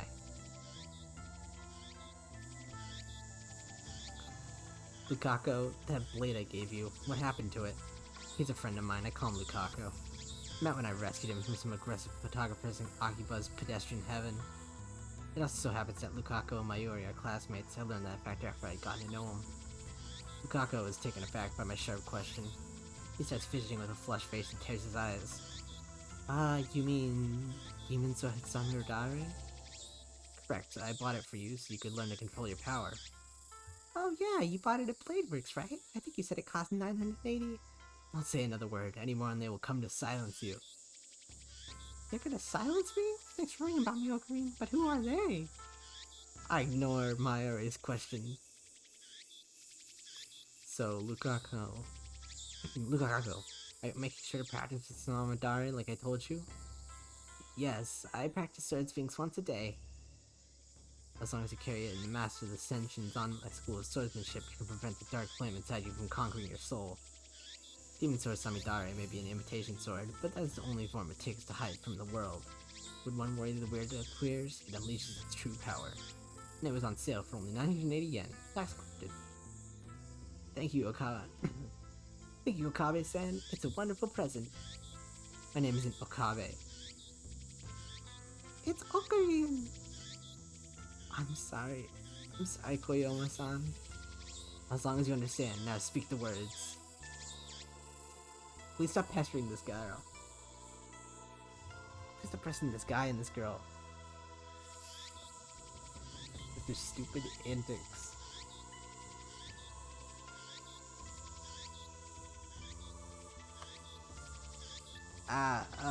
El Sai Kongaloo? No, not Kongaloo. Kongru. Yes. Elsai Kongru. Did I get it right? Lukaku smiles happily as I nod. Thank you. With a lovely smile. But he's a guy. Get that out of my face. Such a beautiful master-disciple relationship. Mayuchi's not a Fujoshi, but she's getting a little excited. Hey, calm down. Mayuri-chan, please don't imagine such things. Jeez. Now we do have a master-disciple relationship. I, Hoyoi, and Koyoma have gotten to great lengths to brainwash, teach Lukaku about the evil conspiracies that rule the world and how to resist them. That's sort of a demon third Samidara is part of that training. Most aside, Lukaku is very obedient and hardworking. Plus, he's always eager to learn new things. A master couldn't ask for a better disciple. Though he does have a weakness of not catching on too quickly and being too shy. What are you doing here, Mayuri? I came to see Lukaku. Tommy's coming up next month, and I want him to cosplay as Kiari-chan from Ninet, but he won't say yes. But cosplaying, that's embarrassing for me. But I'm sure you look great in it. The phrase, someone this cute can't be a girl, is really popular now. Come on, make a cosplay to be. Mayuri's hobby is making costumes. She's made at least 30 so far, but it's rare for her to wear one herself. Instead, she seems to get her kicks from seeing other people wear them. It looks like she's chosen Lukaku as her next target. Naturally, the costume Mayuri is currently raving about is for a female character. Normally, I would understand why a man would want to dress like a girl, but come on, Lukaku has no problem wearing Miko robes. Why should cosplay be any different? But whatever, I have business to take care of. There's the trivial stuff for later. But it's really important to Mayuchi. And it's trivial to me. Anyway, Lukaku, there's a good reason for my being here today. I need you to perform an exorcism. Ah, an exorcism? Oh, don't go get my dad. Please wait. No, it's nothing that serious. I just need some peace of mind. That's why I came here instead of on death stride. With that said, bring out the usual. Ah, the usual? You mean Samidara? No, who the hell uses a demon sword for an exorcism? The usual for an exorcism should be obvious. I don't know what it's called, but it's a stick with the zigzaggy paper thingies the priest does a shaky thing with. Ah, that's a really dumb Ocarina. Quite a shock to hear that from Mayuri. Oh, the Onusa, but I don't know if my father will lend it to me. I'll go ask him. Lukaku makes a quick bow, then runs off towards his house, which is on the shrine grounds. Meanwhile, Mayuri takes her pocket watch out of her bag and checks the time. A very old watch, not the sort you'd expect a high school girl to carry. Yeah, what you, dork? Then its name is Pockety. Alright, of course. You are a dork. Obviously that's the name Mayuri gave it, not its brand name or anything. Ever since elementary school, Mayuri has carried Pockety with her everywhere. It's her most important treasure. Well, time for me to go to work. Do your best. You're going straight home afterwards? Yep. Mayuri lives in Ikebukuro. It becomes occupied by train about every other day. Every day, it should be obvious since we're childhood friends and all, but I live in Ikebukuro too. Though I've been staying at the lab since summer break began. See you tomorrow! That fucking grasshopper. Or cicada. I tell Mayuri to stop before she trots off. Wait, Mayuri, back at Radicon, you heard a man scream, right? Scream? Mayuri blinks several times and puts her finger to her temple as if a thought, then she gives her usual smile. When was that again? This afternoon. I don't think I heard anything. Oh, well, alright. Ocarina's a weirdo. Bye-bye, doo-doo-doo! Mayuri leaves. It's time for good. This time for good, though she pauses to wave at least a half dozen times before disappearing behind the archway. Thanks for waiting, Okabe-san. Lukaku returns shortly after Mayuri leaves. In his hands is the white zigzaggy thing I asked for. Dad let me borrow it, thank goodness. Did Mayuri-chan leave? Don't worry about it, Mayuri. Begin the exorcism at once, Lukaku. Okay, but you really want me to do it? What exactly am I exercising anyway? Lukaku is flustered. It's really after this? I'm beginning to doubt. I should have known better. The instant doubt touches my heart, a terrible chill shoots up my spine. Ugh, it's evil spirit in my arm. I grab my violently shaking wrist. Be still, fellow spirit. Lukaku, it's trying to take over. No way, please hang in there, Okabe-san. I'm not Okabe-san. I'm sorry, Koyoma-san. But what should I... Exorcism, hurry, just do it like I taught you. Okay. With a serious look on his face, Bukaku grabs the Unsa with both hands as if it were a sword. His stance is impressive. I've taught him well. His face is red and he can barely talk. It looks like he wants to say something, but is hesitating. Panicking because he feels awkward. Amateur. Please, Luca, expel the spirit from me. I don't want to kill you. I don't want to kill you. Sorry. Lukaku starts crying. Looks like he's really worried. Reason tells me he's a guy, but his lovely parents would feel guilty like I made a frail girl cry. But despite the tears welling up in his eyes, it looks like Lukaku's managed to work up his resolve. Hear me, ancient evil spirit. He raised Anusa high, up high, shaking it left and right. Please leave from Mukami, Koyomo-san. That's great, now strike my arm with those zigzags. Ow! The tip of the Usa touches my upper arm. In an anime, this would be the cue for some dramatic shockwave to occur, but nothing like that happens. The only sound is the chirping of cicadas. Did it work? I take a deep breath. The trembling in my arm has stopped. I'm okay. It looks like you drove away the evil spirit. Good job, Lukaku. Lukaku sighs in relief. And blushes. I'm glad I was able to help. His shy smile really does make him look like a girl. Alright, shut up, man. They look like girls, they want to look like a girl. Before I get back to the lab, I take the broken TV down to the Braun tube workshop for repairs. Dara and I already gone home, so I have to carry the TV down to the narrow staircase by myself. It's brutal, back-breaking work, but I manage. I push the workshop door open with my hips and head inside. The room is dimly lit by the setting sun, but the gloom is offset by the glare from the gigantic CRT in the center of the room. A 42-inch CRT television. It doesn't seem like something you could get in modern Japan. If those DTVs become the new standard, I seriously doubt anyone with a bulky old CRT. Yo, what's up, Okabe? Sitting in front of me is huge as CRT is an equally huge man reading a sports newspaper. He's the workshop manager, actually the owner of this whole building. Tenoji Yugo. I call him Mr. Braun. It's a fitting name for someone who loves brawn tubes. What's up? The TV you gave me broke. That's what. I bet you were treating it rough, weren't you? I barely managed to set the heavy tea on the counter. Love. You gotta chew with love. Muscle-bound bald guy talking about love. It sends shivers down my spine. I'll need repairs post-haste. Man, why do you always talk like that? Mr. Braun begins investigating the cause of the problem. With nothing better to do, I look around the store. Don't know if it's just the dust hanging in the air, but something feels stagnant about this place. There are CRT screens everywhere. The haphazard layout makes them seem like junk, but they're all functional according to Mr. Braun. He's got a full range of both old and new. Some of them are probably older than me. There are even some flat screens and HD CRTs that came out just before LCDs took the market. You're open late today. Don't you usually close around 7? The crowd's an occupied thing quickly at night. All the major electronic stores close around 8 or 9 o'clock. And then, as if the liveliness of the day was simply a lie, the town goes silent. I'm expecting someone. You mean that chipmunk of yours? I'll be calling my little girl a chipmunk, you hear? The manager glares at me and takes a photo from his wallet. It's a picture of a young girl, shyly making a peace sign at the camera. One might assume this must have been meant to be some kind of pervert, but the girl is actually his daughter. She's about 12 years old now, I think. His love for her is second only to his love for CETs. Or was the other way around. You're in the store every now and again. What was your name again? If you touch Nay, you're dead. That's it, Nay, a rare name that means to braid. Nai? I don't know, probably Nai. He pops up in the store every now and again. We've interacted with her before. And by we, I mean Mayori, so she's the only one Nai gets around along with. Nai always hides when she sees me or Daru. I must admit, I'm impressed she can sense my aura of madness at such an early age.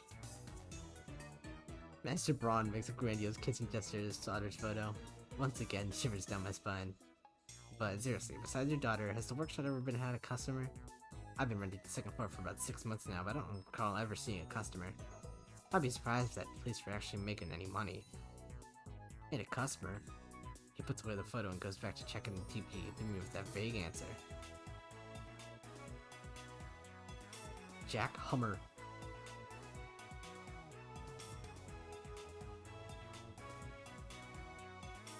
Dude, my hands are sweaty. I've been holding this for too long. That. Yuck.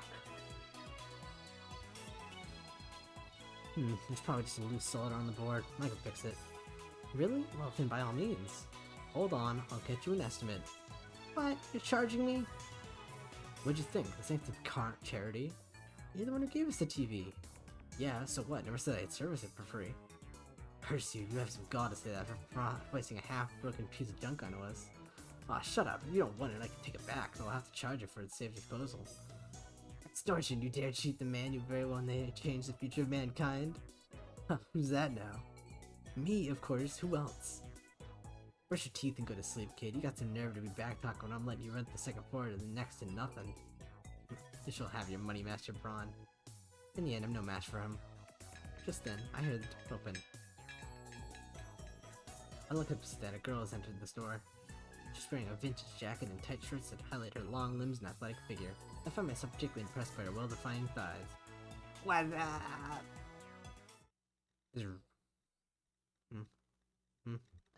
Suddenly time stops. The world. Feels like someone activated the world. The girl is still standing there with her arm in the air. Her smile gradually fades into confusion. What kind of reaction was she hoping for? Seriously. Anyway, she's the person Mr. Braun was expecting? Maybe she's someone he knows personally. Another daughter? Or dare I say his girlfriend? She finally drops her pose and clears her throat. I called earlier. I'm Amane. And just like that, time starts moving again. Oh, so you're the kid for the job interview. I'm Doney, the manager.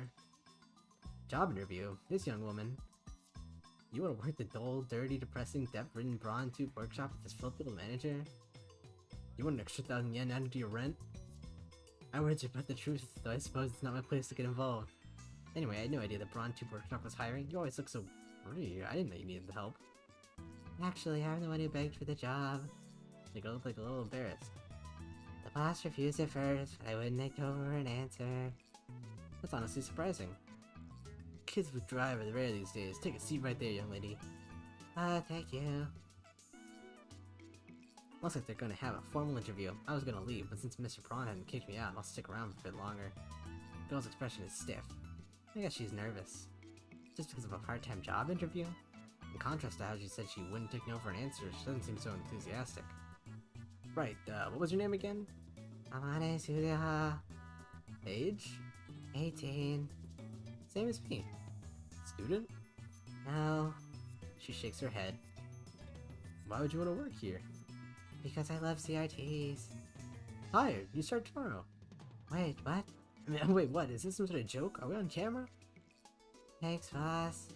Finally, Amane Suzaha seems relaxed. Then she looks at me. Who are you? You dare ask my name? Banish the thought from your head, girl. To learn it would place your life in jeopardy. Countless women have learned my name only to find themselves targets of the organization. Sarah in America, Claudia in Italy, Simone in France. I won't put anyone else in danger. Why did I say Sarah? Hey, you're pulling things out of your ass. He just doesn't understand my pain. This idiot rents the second floor. Name's Okabe Rintaro. My name is not Okabe, it's Hoyuin. Quit it or I raise your rent. I'm Okabe Rintaro. The girl stands up, places her hand on my shoulder, and looks at me with a serious expression. I don't know anything about this organization that's after you, but if you're ever in trouble, Okabe Rintaro, let me know. I can help with stuff like that. Huh? Eh? Stuff like what? If necessary, I can hurt them so bad they'll never bother you again. Mr. Braun, I don't think you should hire her. Yeah, she might be a wild one. I'll fire her if she causes any trouble. Anyway, ignore that organization nonsense. It's all in Okabe's head. Is it? It is? You just keep thinking that. But someday the world will kneel before me. Mwahaha. And then Amane Suzaha stares straight at me again. Maybe she has a habit of looking people in the eye. Ooh, bad match for me. I hate looking eyes. So that's the current trend. Thanks for the tip. Trend? I don't think so.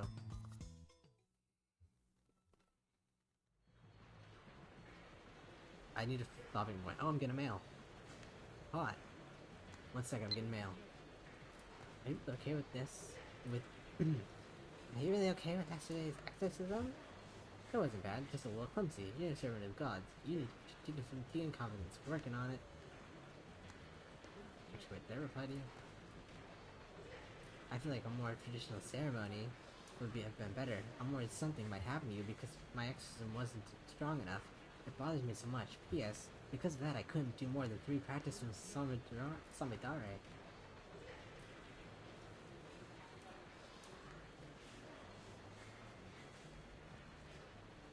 Yeah, my right nose has been quiet for a while, so this should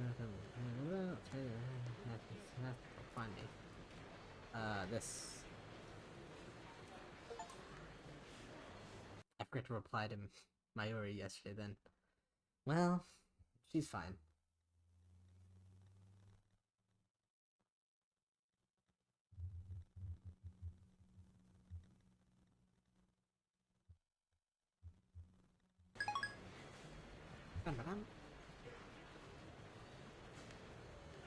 Okay.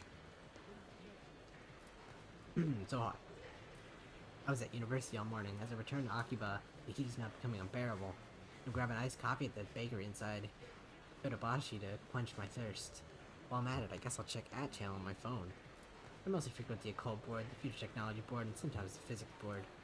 I search for threads of the mass disappearance phenomenon in Maya, Makise cures who's zapping, but turn up nothing. So those were hallucinations after all? When I peek at the occult board, I find posts in multiple threads from someone claiming to be John Titor. Wait, John Titor is back? Tidor? Titor? I don't know. Okay. I'll find a stopping point. Whenever we change scenes next, that'll be our stopping point for today, I guess. John Titor appeared on an American BBS 10 years ago, claiming to be a time traveler. He claimed to have traveled from the year 2036 in order to obtain an old computer, the IBM 5100. His claim started quite the storm among the BBS denizens. I'm gonna say Tidor. Tidor? Tidor. Tidor also made several accurate, if fragmentary, predictions of future events. The start of the Iraq War and the spread of Creutzfeldt's Jacob disease, for example. Previews from the future explained the principles behind his time machine and provided pictures of operation manual. But after about 4 months, he disappeared without ever revealing his identity. At one point, his predictions gained popularity even in Japan. Yes, he certainly did some things right. But on the other hand, he missed several others. Some of his poems contradicted each other too. That's why, to this day, most people doubt his authenticity as a time traveler. So after 10 years of silence, the same John Tidor is now on Japanese BBS? Trolling. Ridiculous. It's obviously a troll. First of all, John Tidor is American, yet now he's posting on @channel in Japanese. Let's take a look at these posts. Mangas. Anonymous.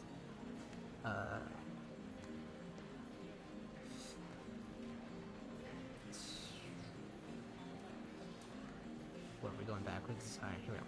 I don't expect you to believe that I came from the year 2036. I see that everyone would like to know more about my time machine. Time travel technology was developed by CERN. They completed the first time machine in 2034. Time traveler lol. John Tidor lol. More details on the time machine. Do they sell time machines? How much do they cost? I've got about 100 million yen saved. Can you send me one? CERN has a monopoly on time machines. Not even the most powerful nations on Earth can acquire one, to say nothing of private citizens. CERN used their time machine for power. By 2036, the world will become a dystopia. There's no war, no conflict. However, that is a false peace founded on the complete eradication of liberty. What does LOL mean? Why did you come to this time? Was the Akiba crash satellite crash you're doing? Wait guys, Tiderson doesn't understand @channel lingo. Let's keep it simple, okay? If you know what I mean. Get a trip code, asshole! I came here to change my present. In other words, your future. My mission is to destroy CERN's dystopia and restore freedom to the world. This is a wonderful time to live again. Everyone is free, but you'll lose it all in just 20 short years. It is virtually important. It is vitally important that you understand the world future is in store. What is a trip code? I might go on if you tell me what it is. You said only CERN has time machines. You have a time machine. That must mean you're working for CERN. Therefore, your goal can't be to destroy CERN's dystopia. You're a fraud. QED. What's a dystopia? How can CERN take over the world in just 20 years? Look at the Middle East. They've been reading too much manga to think you can those guys stop killing each other. Why seek to change the future, trying to play God? Promising world peace, and I, for one, welcome our new CERN overlords. My time machine is a prototype reverse engineered from stolen Stern technology. Compared to their time machine, its capabilities are quite limited. In 2036, the world is ruled by a single all-powerful governing body. They control every aspect of our lives, deciding what we will eat, where we will live, and whom we will marry. There's no privacy and no choice. Anybody who dares to oppose them is eliminated. There are no trials. In movies and stuff, small changes in the past cause huge changes in the future. You've already changed the present by coming here. What happens if you make unexpected changes in the future? Implying CERN rules the world. Do you even know what CERN is, lol? Hope he's a troll. So if you find this dad and kill him, then the time traveler, LMAO, will never be born and won't have to listen to this bullshit, am I right? I wanted to know if I can meet your past self. Can you have self-says? That's so true. I like this guy. I like this anonymous. You're talking about the so-called grandfather paradox. This has been debunked. This world line is versions of 0.571024% compared to the world line I came from. My father would alter divergence, creating a world line where my father's dead. However, it would not erase this world line. I would go on existing. CERN is a particle physics research institution that hasn't changed in 2036. It is possible to meet your past self. This revealing theory in my time is that nothing would happen. I, however, haven't met my past self. If you really time travel, then fucking prove it. Post time machine picture, get the fuck out. The many worlds interpretation? Whoa, slow down, bro. Research institution take over the world. Lol, what? Can we go on and Kamehameha? I do not feel the need to prove that I am what I say. I am. I'm only posting the messages on a whim. My mission comes first. What are lines? Can you meet yourself in another world line? What happens if you do? They reply, a chip code is a way to identify posters. Put hashtag and pound password after your name. Lol, backpedaling. World lines are like an infinite number of rivers flowing in parallel. Along the way, they are constantly branching out into new world lines. This is called divergence. For example, whether or not you post on this message board has practically no effect on this world line's divergence. But if you were murdered, let's say, then divergence would change. Never would only change by 0.00002% if that. A single human being's death is not terribly significant on the global scale. Wars, disasters, acts of terrorism, and other events that cause widespread death and destruction have a much greater effect on divergence. Thanks for telling me about chip codes. I'll make sure to use this one from now on. I'm starting to get tired, so let's pick up again tomorrow. It's been fun talking to everybody. Looks like they've already made an archive of these threads. Posted in sites dedicated to John Titor for years now. This post closely resembles what the original Titor wrote 10 years ago. I've read one of the books on Titor, that's how I know. This new John Titor is clearly an imposter. There are many Titor fan addicts on that channel. It's not exactly a household name in Japan, but I doubt anyone would fall for its level of trolling. Oh. Your scientist is narrowing his eyes.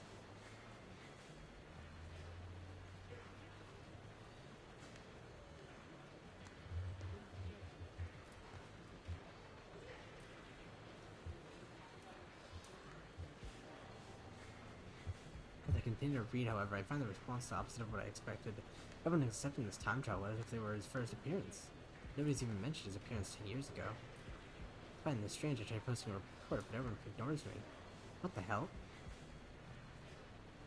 You can figure this out if you do a little research, people. There's the original John Titor State Archive in English, and plenty of Titor blogs in Japanese. I entered John Titor's name into a search engine. 12 matches. Wait, only 12? Moreover, all told about the current Titor's postings on that channel. I can't find a single trace of the Titor from 10 years ago. Bizarre, this just can't be. I searched for information on Titor a few years ago. Back then I got tens of thousands of hits. Is search engine filtered? Try searching on another site just to make sure, but it gives the same result. What is this madness? It feels like I've stumbled into another plane of reality. Could this be another organization conspiracy? These past 2 days I've been surrounded by nothing but chaos and confusion.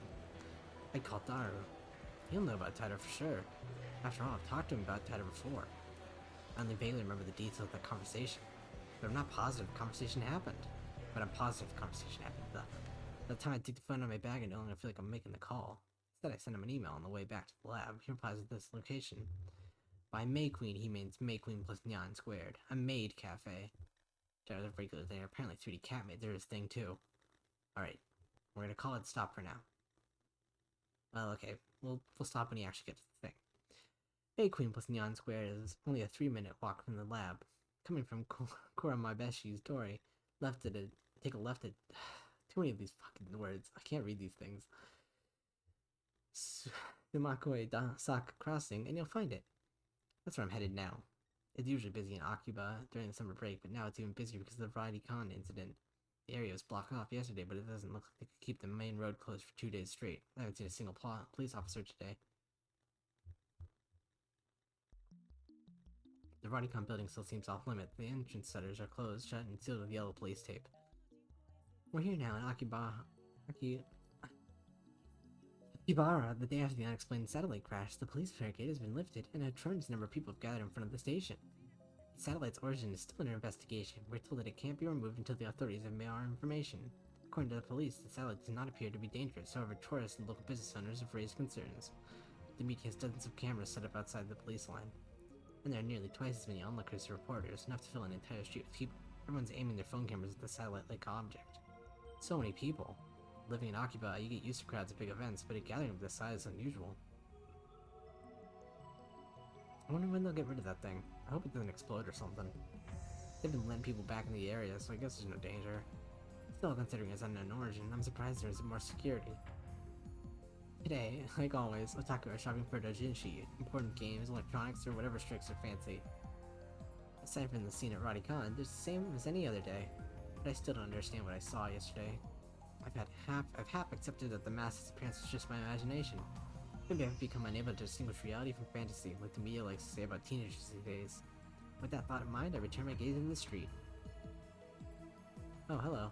And there in front of me stands a woman holding her phone in front of her face. Eh?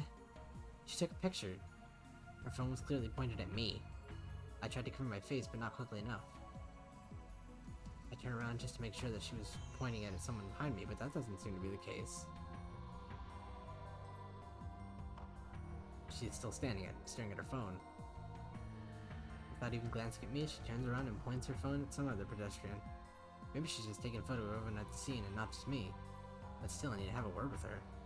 Your organization is after me, so I can't risk that photo getting out. Wait. She doesn't turn around. Is she so engrossed in her photography that she doesn't even notice me? Or does she not catch my magnificent native level English? Hey, you with the phone camera, wait, please wait. Huh?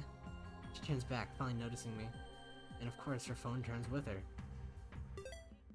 Hey, no pictures, are you with the organization? She completely ignores my objection, and then she goes back to looking at her phone. Answer my question, are you with the organization? If she is, then I may have to take suitable measures. Possible organization spy.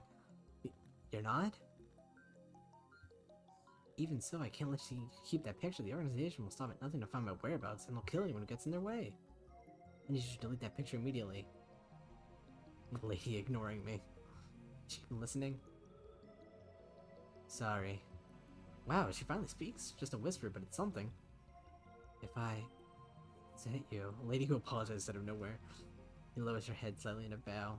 Or at least, I think it's a bow. She's been looking down all this time, so I can't really tell. I think you apologize. I need to delete that photo. I was shooting the scenery. Her fingers dance across the phone's keys with impressive speed, exactly the opposite of her annoyingly slow speech pattern. The scenery? You're a tourist? Or is she one of the people who came to see the satellite? In that case, why'd you take a picture of me?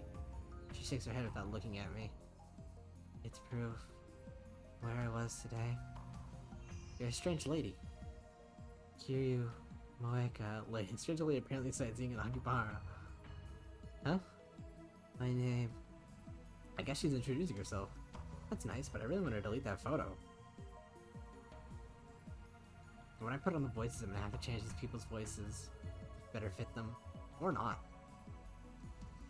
I'll just keep talking like Fluttershy from the Mentally Advanced series.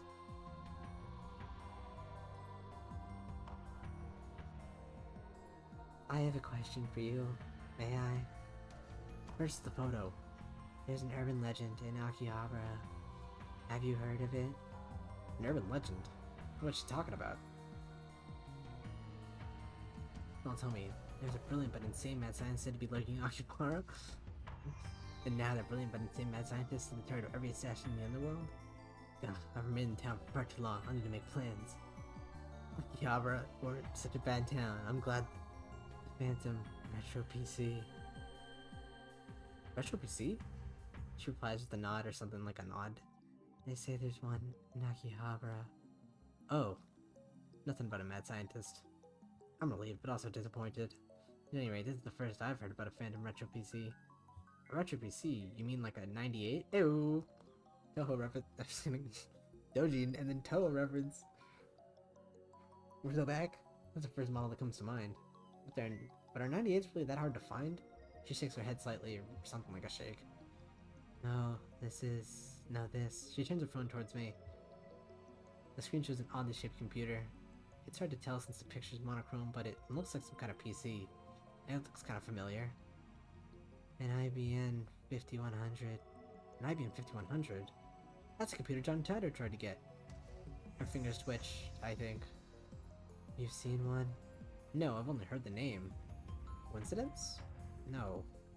This could be the choice of the Steins gate.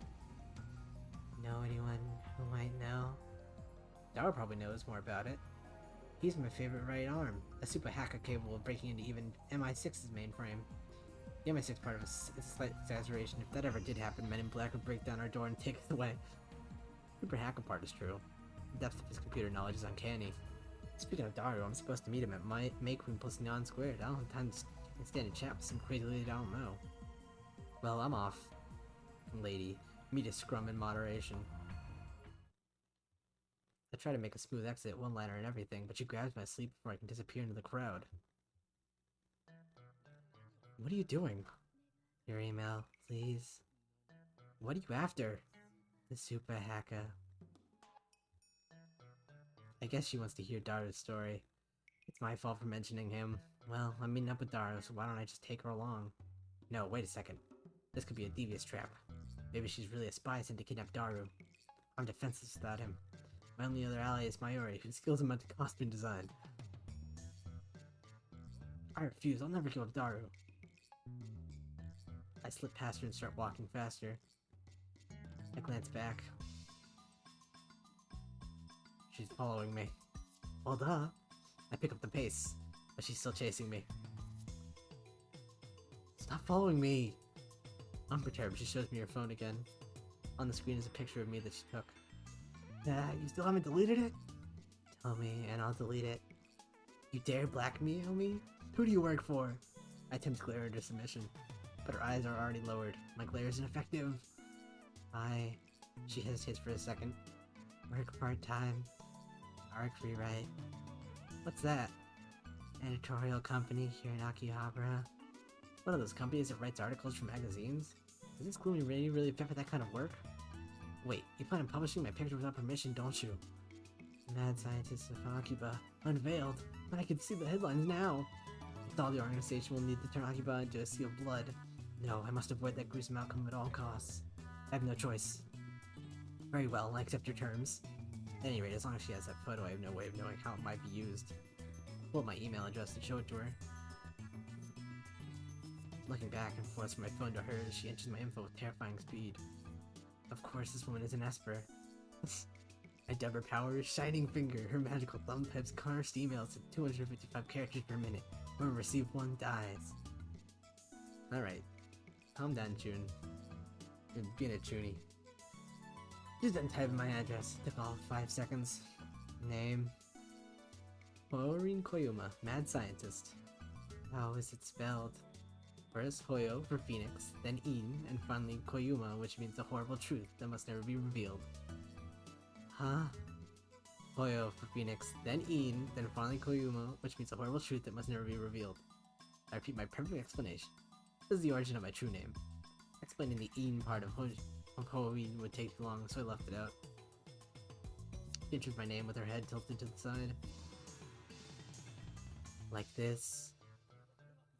Oh, wing yo ma. What the hell is this? You mocking me? She lowers her head a little more, an apologetic bow, I guess. Just hand me your phone, I'll enter it. Huh. She shakes her head, clenching her phone with both hands to protect it from me. Like a spoiled child who can't let go of a toy, she shields it from me with all her might. What I'm gonna do? Her reaction is a little depressing. Anyway, she's obviously not gonna hand her phone over, so I asked for her address and said I'll send her a blank mail. She told me her name a few minutes ago, but I forgot already, so I enter a shining finger. What am I doing standing here in the middle of the street? Let's hurry up and send her a blank email. I didn't type anything. give her my name. I'm doing it.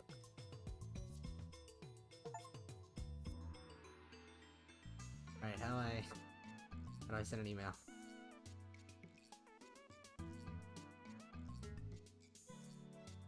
Wait. Oh, that's the thing from here. How do I send an email? You can't just tell me to do these things and not...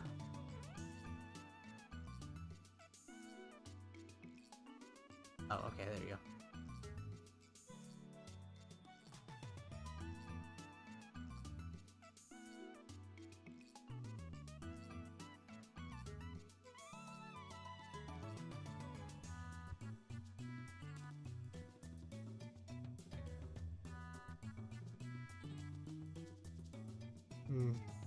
She frowns on looking at her own phone. And then she glances my way. I feel his eyes clearly saying, hurry up, but I'm hesitant. I'm not sure if it's a good idea to give her my true name. Regardless of how long I hesitate, I don't think that she'll let me go in unless I send her the email. She sure is persistent. Looks like I have no choice but to send the email. We exchange a few words and then I get away from her as fast as I can.